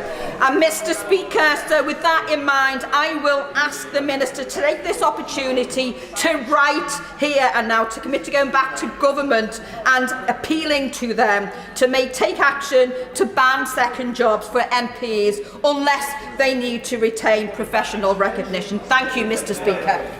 Right. Thank you very much, Mr. Speaker. I should start by declaring my interest as a member of the Committee on Standards in Public Life. And the only other member of this House who's also a member of that committee, the Right Honourable Lady for the member for Derby South, is not able to speak in this debate. Having spoken to her, I know, though, she would agree with the criticisms I'm about to make. The amendment that was passed last week and which we have been discussing sought to do a number of things which were wholly wrong. It sought to link the determination of an individual case to proposals for reform of our disciplinary system more broadly. It sought to establish a committee of the House that did not and would not have cross-party support to consider reforms that could only succeed with cross-party support. And it sought to do all of that by whipping government backbenchers on House business that should not have been whipped at all, and with some unfair and gratuitous attacks on the competence and integrity of the Parliamentary Commissioner for Standards, who, as you pointed out, Mr. Speaker, has no right of reply. For all of these reasons, I could not support that amendment. But it seems to me that this debate should not focus on rehashing last week, but instead consider what we do now. And on that, Mr. Speaker, I speak for myself, not for my committee or for any member of it, but it seems to me that for all of the objectives of that amendment which were illegitimate, not all of them were illegitimate. I do think, for example, that it is right to consider a clear and effective appeal mechanism for those initially found to have committed misconduct. But of course, one of the frustrating aspects of last week is that the noise created by the rest of that amendment has made a serious conversation about reform in that respect harder to have. But I also think that the understandable public reaction to the events of last week means that we will have to think more extensively about reform to our disciplinary processes, and perhaps we should do that anyway. And I take... No. Briefly. No. I just want to ask my right honourable friend, who was the Attorney General, a simple question, as I put it to the Leader of the Opposition. If this investigatory panel could have been set up, but was not set up, it was impossible for the rules of natural justice as applied by Standing Order 150 to be brought into effect. Does he not accept the fact that that puts the member in question at a very, very severe disadvantage? I regret, Mr. Speaker, I don't think there's a simple answer to that question, but I will say this to my honourable friend. I'm afraid I disagree with him that the problem here is a breach of the rules of natural justice. I don't think that is our issue. I want to come on, if I may, to what I think the issue is, but I do not think it is that. I'm afraid that my view is that last week reminded the public that it does not trust this House to discipline its own members. And I say reminded because not only have we been sent that message before, but we have acted on it before. The expenses scandal led to an independent body to determine our expenses claims, and only last year, as others have pointed out, we agreed an independent expert panel to determine claims of bullying and harassment. And I believe we now need to follow through on the logic for independent determination of other forms of serious misconduct. And although I accept as a matter of democratic principle, it is necessary for members of Parliament to authorise a sanction involving suspension or expulsion from this House, I don't think it follows from that it's either necessary or desirable for members of Parliament to judge the merits of disciplinary proceedings against other members of Parliament. And if we needed a demonstration of how that can cause problems and undermine confidence in our rules, we surely had it last week. And so I think we have to have reform. But reform has to be undertaken with a clear head and in a balanced way. Now, as I said, I think there is a strong case for a clear appeal procedure.